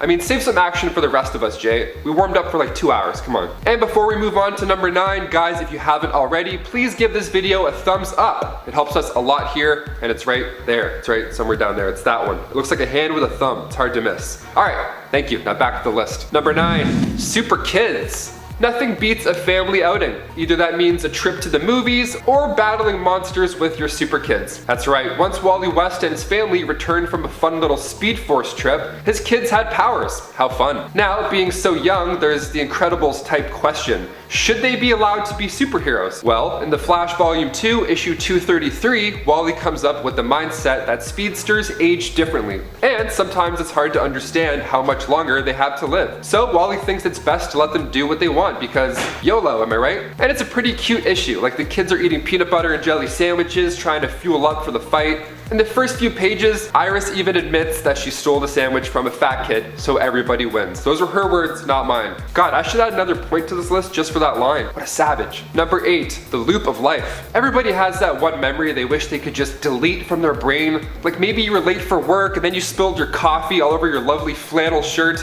Now, what if you had to relive that nightmare over and over, Groundhog Day style? Well, that's what happens to Zoom. In Flash issue 200, Wally West uses his powers to defeat him, but he freezes him and makes him repeat the worst day of his life over and over and over again. Now this is why I want to be a speedster. This issue right here, I would love to do this. I would just make everybody chill out in their favorite memory and just kind of lay low. Maybe a couple I'd put in some embarrassing memories, you know? Of course, I mean, I'm a human. Like, he looks like he's in so much pain. You could just tell by the dramatic one teardrop. This is literal hell that he's in. He just sits and repeats the line, "He doesn't have a gun, trust me, Ashley," over and over. Poor Hunter Zolomon. I mean, he's not the best guy in the world, but you can't help for feeling somewhat bad. I mean, he's a human. Number 7, Darkseid's powers. Sometimes you have a choice, and sometimes that choice is a lose-lose. These happen a lot in comic book movies, like Doctor Strange giving away the Time Stone to Thanos and then powering him up. It's a bad move, but it's better than the alternative still, because he saw the future, he knows. So in Wonder Woman's case, he was less of a problem this time around. So when Brainiac took control of Warworld in the Our Worlds at War storyline, specifically Wonder Woman issue 173, Wonder Woman gives away part of her soul in order to restore Darkseid's powers. Why the hell would she do that? To fight off the alien Imperiex? Yeah? Okay, I guess that's fine, that's fair. It's more than fair. I mean, after his powers are restored, they're able to stop Brainiac 13 and Imperiex. But you can't be juicing that guy up. I mean, of all people, not him. Number 6, ahead of the game.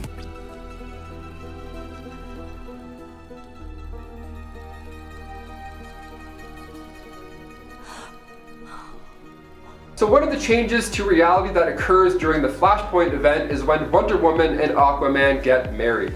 It's great.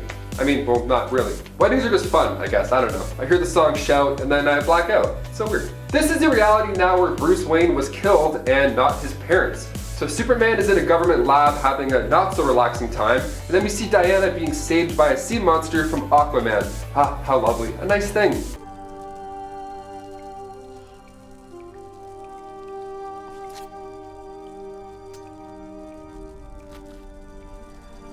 Ah, yes, classic Wonder Woman. Nothing like getting cheated on and then having your head cut off, adding injury to insult in this case. She then pops her crown off her severed head and then places it nicely on her own. And of course, a war follows between the Atlanteans and the Amazons, but comes to a lovely conclusion when Wonder Woman kills Aquaman by stabbing him in the back. Literally. Number 5, hung up on Trevor. Okay, so the Flashpoint paradox has a good chunk of not so pleasant moments. I mean, that's the whole point. Some things aren't meant to be changed, or else you risk opening the door to these nasty other realities. Like the one where Wonder Woman kills. A lot. So in the comics, we see Wonder Woman, rather Queen Diana at this point, send some Amazons to kill Steve Trevor, which alone, as I say that, just sounds terrible. But to make it even more list-worthy, the animated version is so much darker. Yikes. Okay, we see this scene in the Flashpoint movie, I'll stand up and clap. I'll do it. I'll be like, yes, you guys, someone did it. Number 4, bat for a bat. Jealousy can turn people, sometimes for the best. Like if your ex starts dating somebody new and you're like, ah, I'll show you by bettering myself physically and mentally. Haha, I showed you. Or sometimes jealousy can make you fight another superhero because you're too in love with Batman. Either one. In Batman Brave and the Bold issue 78, we find Batgirl and Wonder Woman going at it, all for the love of Batman. I mean, it starts off kind of cute. Wonder Woman writes, "I love Batman" in the sky, hell yeah. And then this plane comes in and who could it be? Is that Batgirl? What is she? Oh, she's wiping with a lovely message, awesome. Oh, she's writing something of her own, what does it say? Only I love Batman, Batgirl, nice. So Wonder Woman's like, haha, okay, hold on a sec. Lasso's Batgirl, she's upset, I mean, fair. She just wiped away her message and she's like, no, I love him more.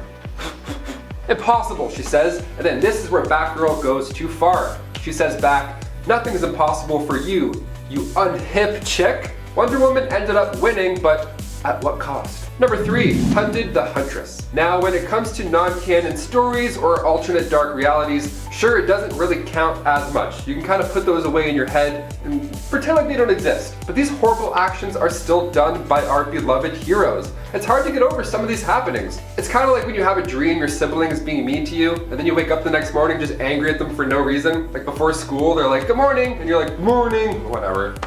Shut up. So on the topic of injustice, we find our main supers in a world that's not so bright. Issue 21 of Injustice Year 3 shows us just how great Wonder Woman is at cracking the whip when she wraps the lasso of pain around the neck of Huntress. And then the crack we hear is, well, it's exactly what you think. Now, she didn't mean to kill her, but I also didn't mean to wrist shot an orange hockey ball at my neighbor's parked car when I was 13. Accident or not, you're still paying the price, Buster. Number 2, cut to the chase. With Wonder Woman 1984 getting the official go-ahead to release on HBO Max this holiday season, it's fair to look into some other run-ins with the two. One that's particularly notable, starting in Wonder Woman Volume 3, Issue 26, titled Rise of the Olympian. So we see her interrogation skills bump up a notch when she crossed paths with Cheetah. So she decides to threaten her, of course by demanding Cheetah to tell her the location of Etta Candy, or else she'll cut her tail off. That's crazy. That's like the superhero version of a mob boss taking a finger. That's so thug. And number 1, she left humanity behind. With time jumps and time heists, superhero flicks can bring up a lot of questions during the downtime in between these films. Like for example, Cat going back in time to be with Peggy. Wonderful, so sweet. May have even brought a tear out of my eye. Maybe 2 tears, or 70 tears. But then you think of all the things that still happen in real life and you're like, really? Like he was there the whole time? I feel like he could have done something for like, I don't know, one of those horrible events. Now of course in doing so it may just cause even worse things to happen, like we see with Barry Allen saving his mother, but then Wonder Woman hangs Steve Trevor. So it's like, This idea comes crawling back in now that we see Wonder Woman in modern day Justice League movies. She tells Bruce at the end of Dawn of Justice that men made a world where standing together is impossible, and left humanity for a century. I mean, again, I feel like you could have just stepped in, helped out with maybe, I don't know, World War II? Kicking off the list at number 10. The Flying Graysons. Of course, we have to start here, right at the beginning. When he was just 12 years old, Dick Grayson was a circus acrobat and he was part of his family's act named the Flying Graysons of the Haley Circus. When they were on tour in Gotham City, Dick overheard crime lord Tony Zuko threaten the livelihood of the performers over extortion money. The owner refused, and then later that night, Dick had to watch his parents fall to their deaths due to a wire snap. So he grew up, of course, feeling responsible for his parents' death. Similar to Bruce Wayne's origin, this was just the beginning. And before we head over to number 9, guys, if you could go ahead and give us a thumbs up down below because it helps out the channel so much, you have no idea. You guys are the best ever. Thank you so much for watching and being part of the team. Now back to number 9. Number 9, bullied. So following the tragic events of the Flying Graysons, Dick had to be sent away to a horrible juvenile service system due to the fact that social services were full. This wasn't a great place by any means. I mean, he was beaten up by other kids. I mean, talk about things going from bad to worse. First, he has to watch his parents die, and then he gets put in a place that he desperately tries to escape after not being there long at all. Poor kid. So during this first attempted getaway, he came across Batman, who talked to Dick and promised him that he wouldn't be there much longer. Now this turned out to be true, seeing as shortly after, he had a foster parent named Mr. Wayne, and he says they both have a lot in common. Number 8, Robin vs. Robin. Following Infinite Crisis, Brothers in Blood is a Nightwing storyline that's part of the 1 year later event. So Dick Grayson moves to New York and then he sees another Nightwing is there, and he's taking care of criminals in a much more nasty, brutal way. I mean, like much, much darker. So who could this be? The suited up Dick Grayson is then approached by the fake Nightwing, who turns out to be none other than Red Hood, Jason Todd. So of course they fight and Dick Grayson is knocked off of a building, with Jason Todd of course preaching how much more the city of New York liked his take on the Nightwing mantle. You know, with shooting and stabbing New York's criminals, you know, rather than putting them in jail and not shooting or stabbing said criminals. So the pair ended up fighting again and Jason Todd won again. The two ended up teaming together, but I mean, seeing Robin versus Robin, that's one we don't get sick of seeing. Number 7, he got fired. Getting fired is the worst, especially if you're a super crime fighter, okay? This is war, Dick. Robin is my second, my lieutenant. Anything less than total devotion to this cause is simply wasting my time. I'll say it again, Dick. You're fired. Get out of my cave. And cue the dramatic music. The tribe has spoken. Get out of here. So Robin, aka Dick Grayson, came back as Nightwing in 1984 after he was fired from the role of Robin. See, initially Batman decided that he wasn't fitting for the role. So in Nightwing Year 1, Part 1 of 6, we see this unfold back at the cave where Bruce delivers the 2 words that echoed in his head. You're fired. Well, as the issue says, one door closes and another one opens. Number 6. Fortune stolen. During one of the recent Batman events, Joker War, Batman had his entire fortune taken away from him. This obviously is a pretty intense blow to Bats and leaves him in not a great place. For Batman, a lot of what makes him Batman is his fortune. Or at least that's kind of what we've been led to believe. In the end, Batman comes out of this stronger, realizing despite being widely thought of as an iconic lone wolf, that it's really his Bat family and his allies that make him strong. That and, you know, all the skills he's worked to hone throughout the years. However, even after the events of Joker War, Batman still does not reclaim his fortune, choosing to leave it instead with Lucius Fox, who he says has earned it for his years of loyalty and service, and who also deserves it just for, well, everything he suffered in Joker War, let's be real. Lucius tells Bruce that he no longer wants to help him as Batman and says that if he wants to continue, basically he'll be going alone without even any financial support from Fox. This obviously changes a lot of what Batman should be capable of in the future and should also create even more challenges and adversity for him moving forward. Number 5. Omega Beams to the face! Well, to the whole thing really.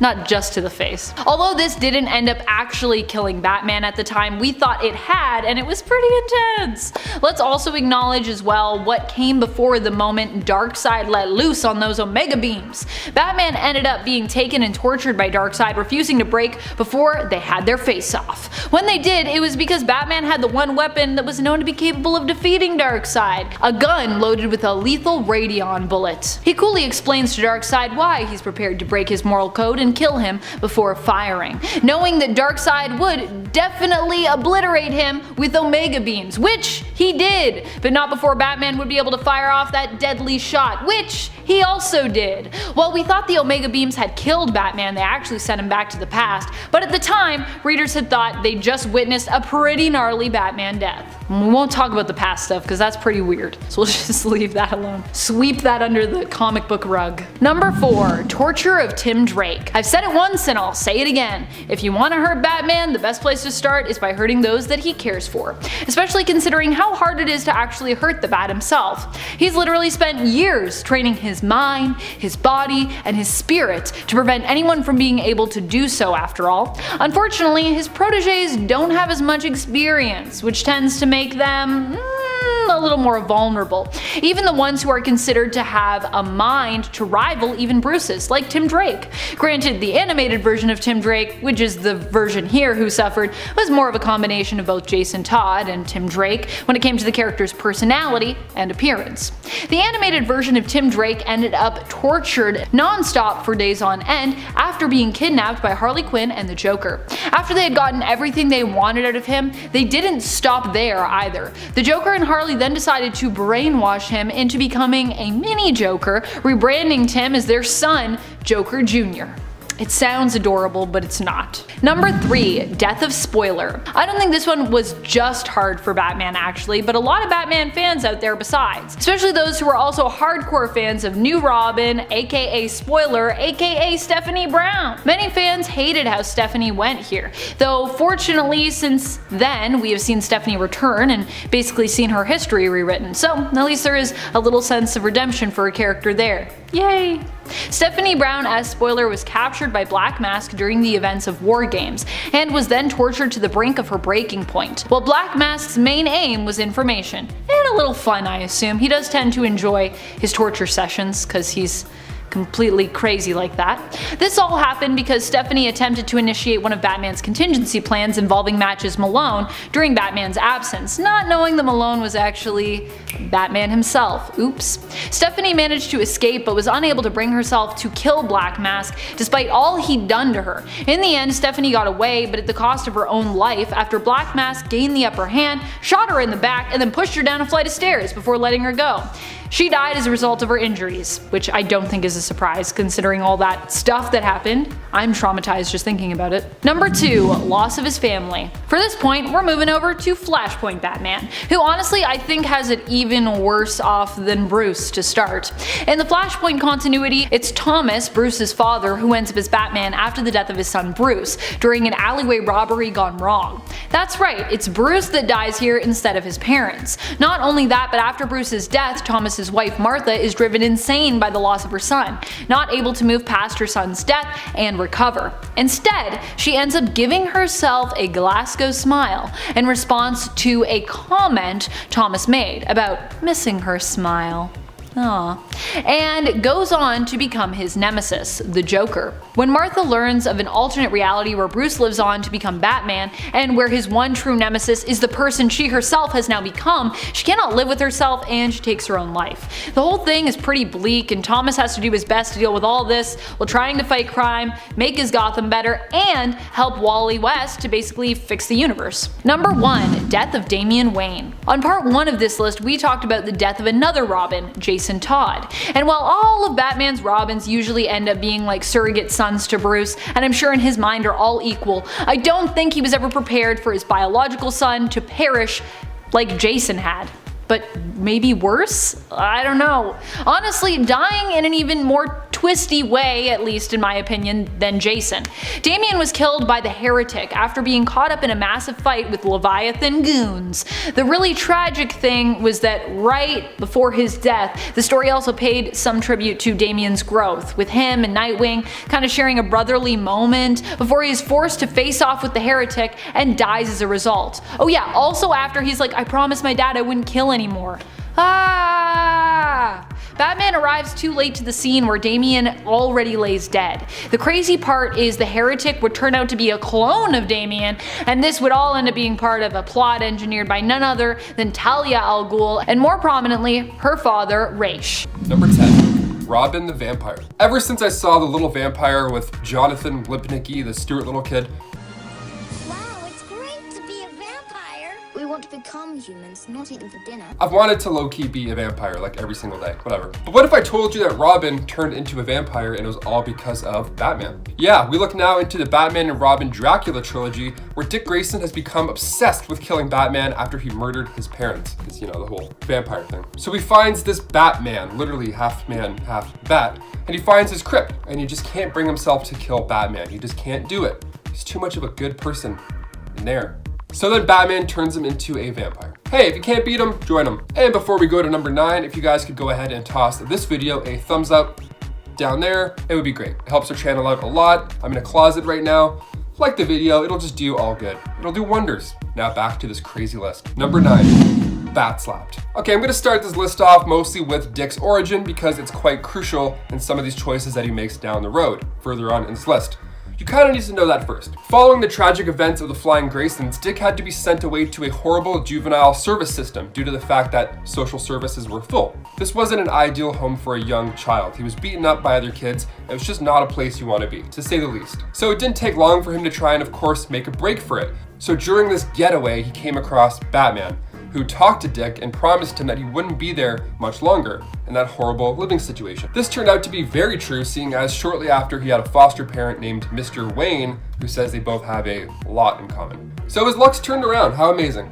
So Batman is also the same guy who kicked him out of said new home in World's Finest issue 153. The Bat Slap, here we go. As if getting slapped by Batman wasn't bad enough, Bruce actually wiped Dick's memory and then sent him back to an orphanage. All because Dick thought Batman was in the wrong for trying to kill Superman. So next time you want to remind Batman that killing is, you know, still a bad thing, you might just get slapped across the face for it. So be careful. Tread lightly, Boy Wonder. Even if it's an imagination story, you're still gonna get slapped. Number 8, Dick Grayson got fired. If you've ever been fired from a job, first of all, it happens. Grab a milkshake on the way home, reflect a little, brush it off, you'll be all right. But that's, you know, getting fired by Batman, that's an L. You've taken a big L. But if you get fired by Batman, like, you can't even put that on a resume. That's just a huge empty spot. You can't tell anyone. Says here you did nothing for like 6 years.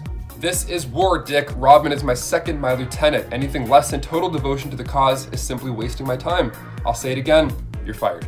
Oof, okay, Batman said that to me, my soul would crush. Every night I'd hear those words over and over in my head. Well, it all happens in Nightwing year 1. Bruce finds out that Dick has been working part-time for the Teen Titans, so he delivers that line, fires him, because he's not totally committed. I mean, that's fair, but also, I mean, I know Batman's got his system going on, but like, that's a pretty good route that he's on. I mean, luckily Dick went on to become Nightwing, and the two of them work it out eventually as time goes on, but I feel like we could have salvaged lots of time and heartache for this poor kid. Number 7, fought by Robin? Robin fighting another Robin. Things are bound to get a little messy. Following Infinite Crisis, Brothers in Blood is a Nightwing storyline that's part of the 1 year later event. So Dick Grayson moves to New York and then he sees there's a Nightwing there. That's suspicious. And he's taking care of criminals, but only in a much more brutal way. I mean, like much, much darker. So who is this? What's going on here? Well, the suited up Dick Grayson is then approached by the crazier Nightwing, who turns out to be none other than, you guessed it, Jason Todd. So of course they fight and Dick Grayson is knocked off the building. And with Jason Todd, of course, bragging the whole time of how he's the best fighter ever and how the city loves him so much more in the way he's doing things, you know, with shooting and stabbing people rather than slapping some handcuffs on them. So the pair ended up fighting again after this, and Jason Todd won again. They ended up teaming together, but falling off a building and fighting each other was a bad day for not only one Robin, but both of them. I also love how Jason suited up in an old costume to just deliver the point even harder.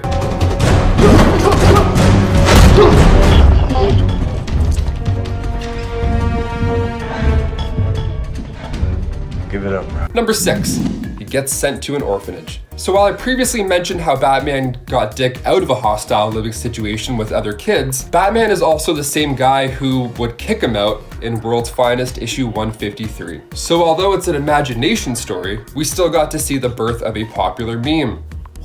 The bat slap. As if getting slapped by Batman wasn't bad enough, Bruce actually wiped Dick's memory and sent him to an orphanage. All because Dick thought Batman was in the wrong for trying to kill Superman. See, sometimes taking the high road just gets you slapped. It's, you know, it's part of the hero gig. Number 5, the helicopter crash. So in issue 147 of Nightwing, we see Harvey Two-Face Dent do a little good for Dick Grayson. So this is after Batman had apparently died. So Two-Face tips off Nightwing on a young woman named Carol Benjamin who needed help. So Nightwing swoops in to save the day. While trying to help her get to safety via a helicopter, bullets start to fly in from the darkness, and officers are being taken out left, right, and center. So while the helicopter is going down, Nightwing saves Carol right at the last second, but not without getting hurt during the process. Don't worry, that's not your blood, he says.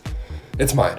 And there's quite a bit of blood. Number 4, shot by the Joker. Being the sidekick to Batman sounds like the greatest gig ever, but eventually I'm sure you want to go about your own way. So when he was just 17 years old, Dick Grayson was actually shot in the shoulder by the Joker. So Batman decided that would be a perfect time to end his crime-fighting days. Well, this might have been just the push that he needed, because that's when Dick donned this new Nightwing persona in the first place. He came back stronger and ready to go. All it took was a nice bullet in the shoulder to get things in motion. Number 3, shot again. So during the Batman War Games storyline, Act 3, Part 3, Dick is shot. Again, he actually gets shot quite a bit. Each, I imagine, gets more painful than the previous. I don't think that's a feeling you get used to, like tattoos, I don't know. So Gotham City is not a safe place at all during this storyline, obviously. Chaos has erupted with villains like Black Mask, Killer Croc, and Tarantula trying to bid control over the city. So there was an order from a new police commissioner to shoot anybody in costume. That includes Nightwing. So while he was scrapping it out with Firefly, a Gotham City police officer took his shot and nailed Nightwing right in the leg. Number 2, beaten up by Two-Face. The first year of any job can have its hiccups. For the boy Wonder, those hiccups left scars and bruises, evidently. So in Robin Year 1, Issue 2, we see Robin try to save Batman and the DA of Gotham. He gets restrained and he watches as Two-Face flips a coin to decide the DA's fate. But the deal, of course, is still a lose-lose. After cutting the DA free, they proceeded to fall into water and drown. And after that, he beats Robin to a pulp, all while Batman has to stand there tied up and watch the whole thing. And finally, number 1, shot in the head. Okay, we got bullets being fired into shoulders, legs, but this last one, it's gotta be the worst. It has to be the worst. We jump over now to Batman issue 55, where we see Nightwing and Batman patrolling Gotham City as usual. Nightwing playfully challenges Batman to a contest. Whoever jumps off the building and shoots their grapple gun first loses.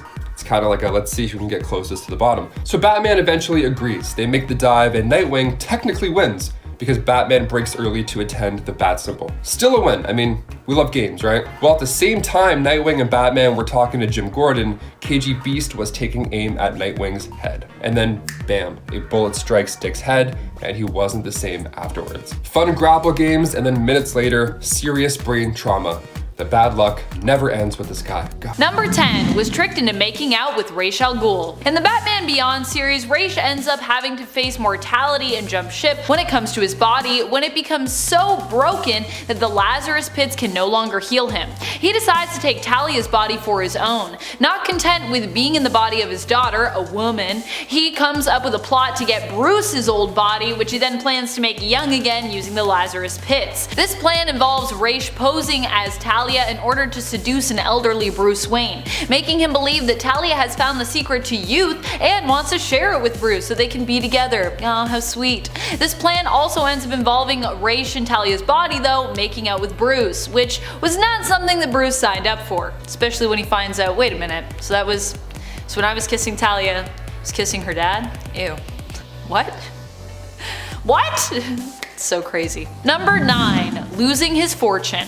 While we haven't explored the full ramifications of this blow yet, it's likely going to end up being a doozy. Everything that Batman has become was all because of his fortune, and over the years and Tynion's run, he's also become more and more reliable on his utility belt and his fancy gadgets. Batman might just be a man, but his billions have backed him up time and time again, acting as a stand-in often for his lack of superpowers. So what happens when Batman loses all that?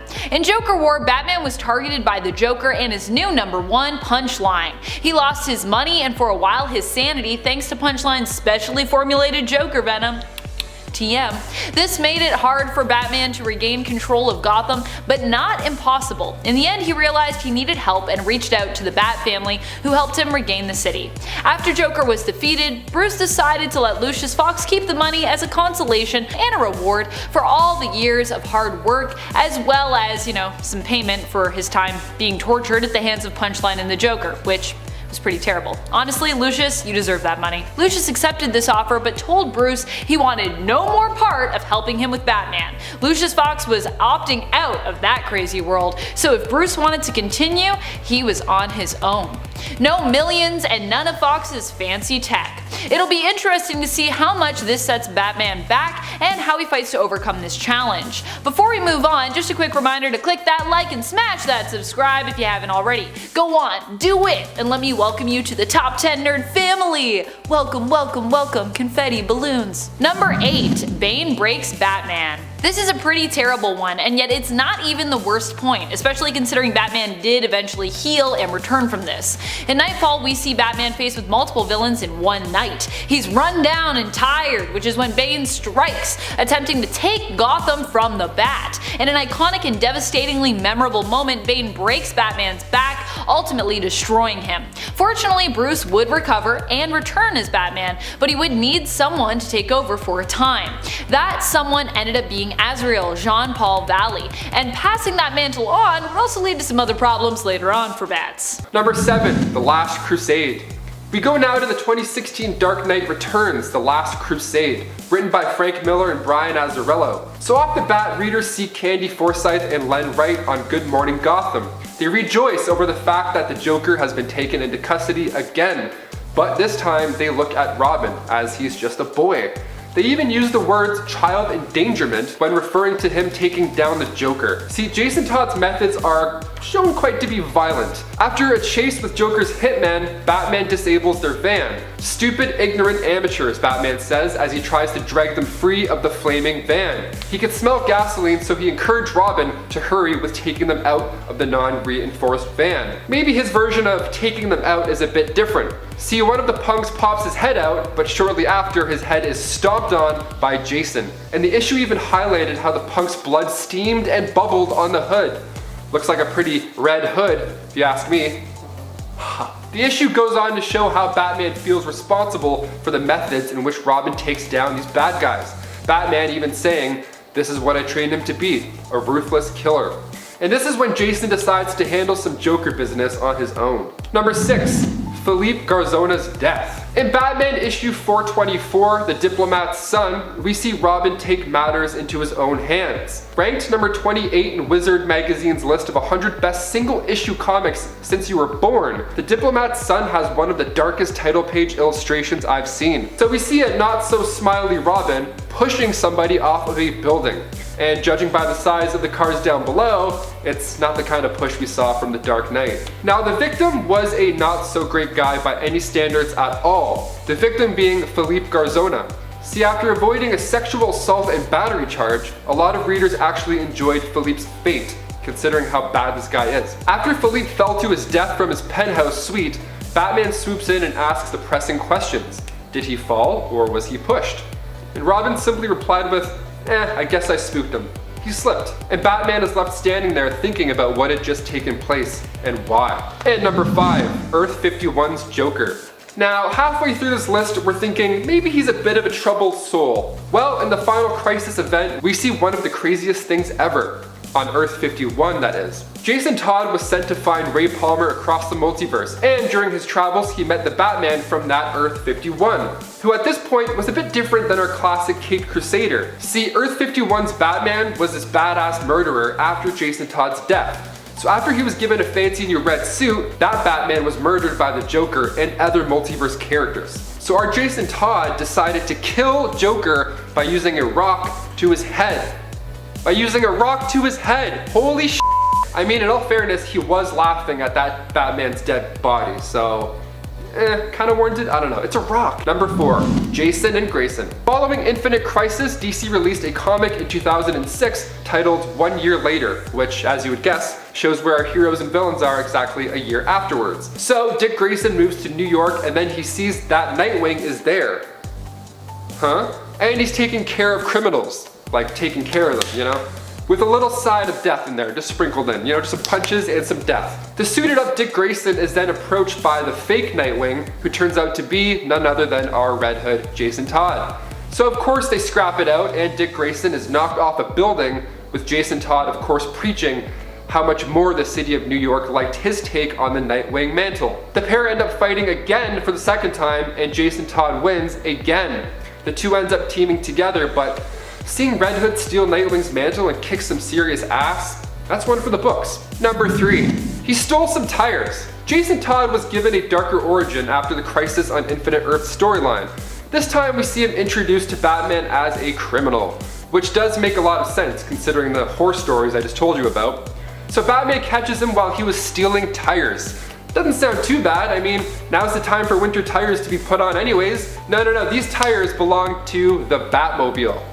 Yikes. So Batman wasn't too upset. In fact, he was kind of impressed. See, the Batmobile isn't an easy target. I mean, there are security systems in place to avoid a situation like being left with no tires at the beginning of a mission, which would be hilarious. This got the attention of Batman, unfortunately. Who knows, if Batman didn't catch him, maybe he would have turned out differently. Maybe he would have had a different upbringing.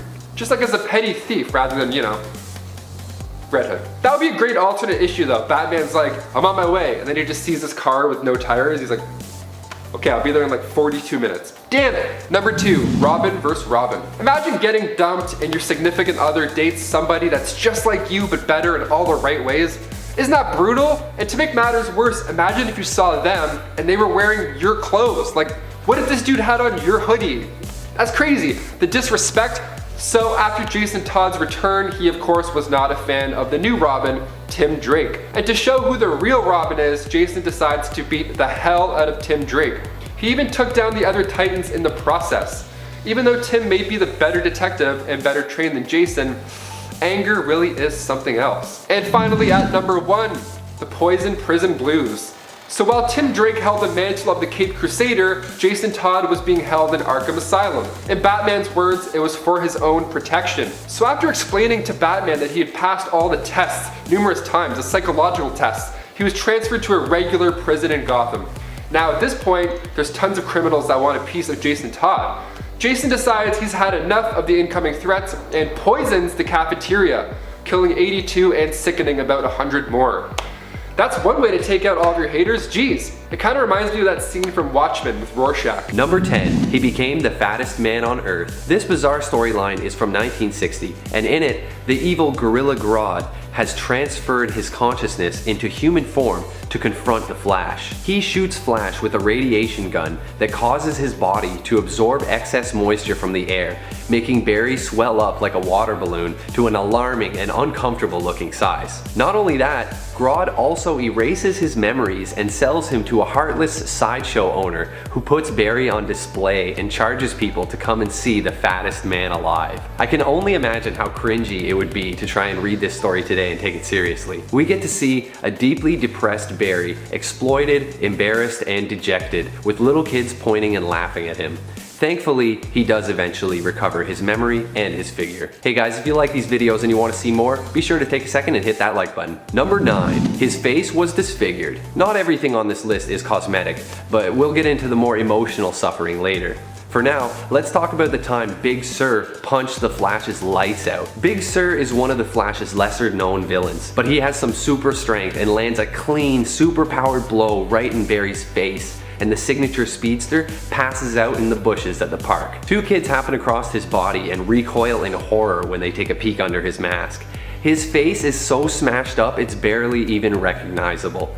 His teeth are chipped, his eyes swollen shut, it's brutal. Seriously hurt, he heads to Gorilla City and gets patched up by his friend Solovar, leader of the super intelligent gorilla race. They heal him up and rebuild his face differently to help keep his identity secret. Luckily, they go with the usual 2 eyes, 1 nose, regular looking face. In the future, advanced surgery helps Flash eventually return to the face that we know and love. Number 8.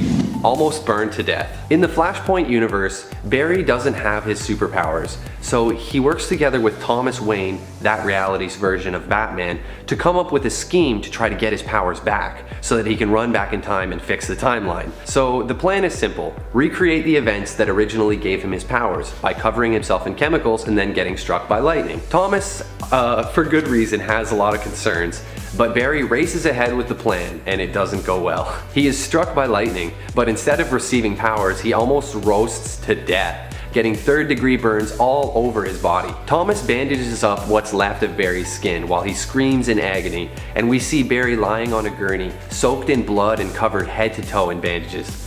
It is a bit of a gruesome scene and definitely inspires some sympathy for the Flash. Number 7. Captured and tortured. In Crisis on Infinite Earths, a lot of things got really cranked up. Many heroes were pushed to their limits, and good old Barry is no exception. The Flash gets captured by the Anti-Monitor, and then mentally tortured by the evil Psycho Pirate, who has the ability to manipulate emotions. Barry endures this for weeks, with Psycho Pirate forcing him to relive his worst memories and emotions over and over again. We see poor Barry cowering in the dark, terrified for his life, forced to watch as his fellow Justice League member Red Tornado is killed right before his eyes. When he finally breaks free, he's been through so much emotional turmoil, he goes buck wild with rage and beats on Psycho Pirate until he begs for mercy. Definitely a low point for the Flash. Number 6. Teen Titans Academy.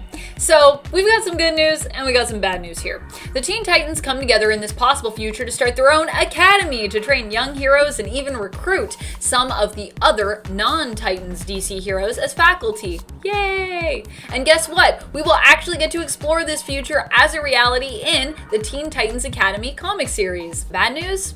Oh yeah, the bad news. The academy gets blown apart and tons of their superhero students and staff die during its destruction. Yikes. That's how we set the scene for Future State Teen Titans issue number 1. One of the bleakest states of all the series to come about so far, in my opinion. One of being the keywords there. Number 5, Jace's missing backstory. This is something that has bothered me less as we've got to know Jace, aka Tim Fox, Luke's brother, aka Batman right now, but I also feel like it would have helped a lot of people get on board with our next Batman earlier on in his series if we had sort of found out more, because Jace is a lesser known character who has a history that in this continuity is almost like unwritten. It's hard for us as readers to connect with who he is as a character. There are little details you can pick up about him as you read, like in Justice League when we learned that he likes to hum his own little soundtrack to himself while fighting, which I loved as a little tidbit, but you really need to dig or just be paying close attention to get those details. After all, that detail didn't even come from his own book, but from a team book that he is featured in. right? I just want to know more about what being Batman means to Jace, why it's important, and I would love some more hints as to how it kind of all came about. But now, the next Batman is done, so I guess hopefully we'll get more of it in another book and we'll get to see more of Jace's Batman, because I did like it. I was just like, give me some reasons that I can, get really connected to the character and like love who they are as a person outside of the persona. Number 4, Amanda Waller's plan. This is a big yikes for me, friends. In Future State Suicide Squad, we're introduced to a whole new squad that seems to be impersonating established heroes, or taking on the role of those mantles legitimately, but not necessarily of their own volition. This is simply because they are a part of Amanda Waller's new version of the Suicide Squad, the Justice Squad. Although a lot of them do actually want to redeem themselves and be good people. And then there is one exception, actually, Connor Kent, who seems to be super interested in embodying his role as Waller's Superman. We also find out that the squad are attempting to help Waller in some kind of mysterious mission that she is on. Considering her plan B is to bring back the crime syndicate using the Black Lantern ring, the mission Project Home Base is probably one of the worst ones she has come up with yet, because that's her plan B. To be like, oh, I'll just bring back the crime syndicate and make them do this. Regardless, our heroes, the Justice Squad, have no choice but to follow her lead, die trying or die refusing. Number 3, Wally becomes Famine. If you've been watching our coverage of DC Future State over here, you probably guessed we were going to go to this point. Why is Wally becoming one of the 4 horsemen one of the worst things, you might be wondering? Well, because it's the opposite of what Wally West fans want. People who love Wally West love him because he's just such a good guy. We love Wally for Wally, and the last big events featuring him prominently when he finally did return to us feel like they have been moving him further and further away from the person we all love. Future State was supposed to be a chance to challenge the status quo, and making Wally a villain again, albeit a very remorseful one on the inside from what I've seen, just isn't actually doing that for the character. You're not reinventing him. We've already done that. Personally, I feel like bringing back the whole West family somehow in Future State would be really cool, or just do something completely new with him. Villainous Wally has been done, and a lot of people were not feeling it when it did happen, and so they still aren't.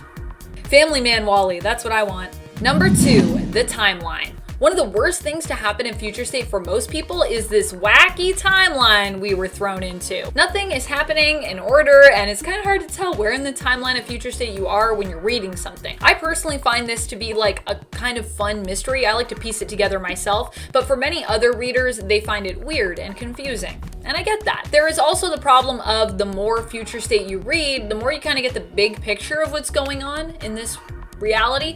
But if you want to try and understand that without reading everything, good luck to you, because you kind of got to read everything to get the bigger picture. For some, this makes the pseudo event more enjoyable, but for others, not so much. Fortunately, there are some resources out there online if you do need to know the order of everything. But the other worst thing to happen, or not happen really, with Future State is that we likely won't know what's being kept as continuity till after the event is done. That's the tricky part of glimpsing into possible futures. Some of them will also become impossible in our current continuity, depending on which path we go down, which also might muddy up the timeline in the long run. Number 1, Raven is free. If you've been following Future State, especially the Teen Titans stuff, you'll know how awful this is. For some context, we learn in Teen Titans Future State issue 2 that Raven ends up defeating the 4 Horsemen, one of the biggest bads of the Future State timeline, it would seem, so far anyways. But we also learn that in order to do so, she had to take those entities within herself, meaning that she is now one of the most evil and dangerous beings on the planet. Fortunately, Shazam had a solution, and he ends up taking her to the Rock of Eternity and plans on basically staying there forever in his Shazam form to guard Raven. But, and yes, there's a big but coming, in issue 2 of Shazam, we discover that Necron managed to devise a plot to basically get Raven freed, which honestly means that one of the worst threats we've seen this whole event is now going to be coming to Earth. So everyone better watch out.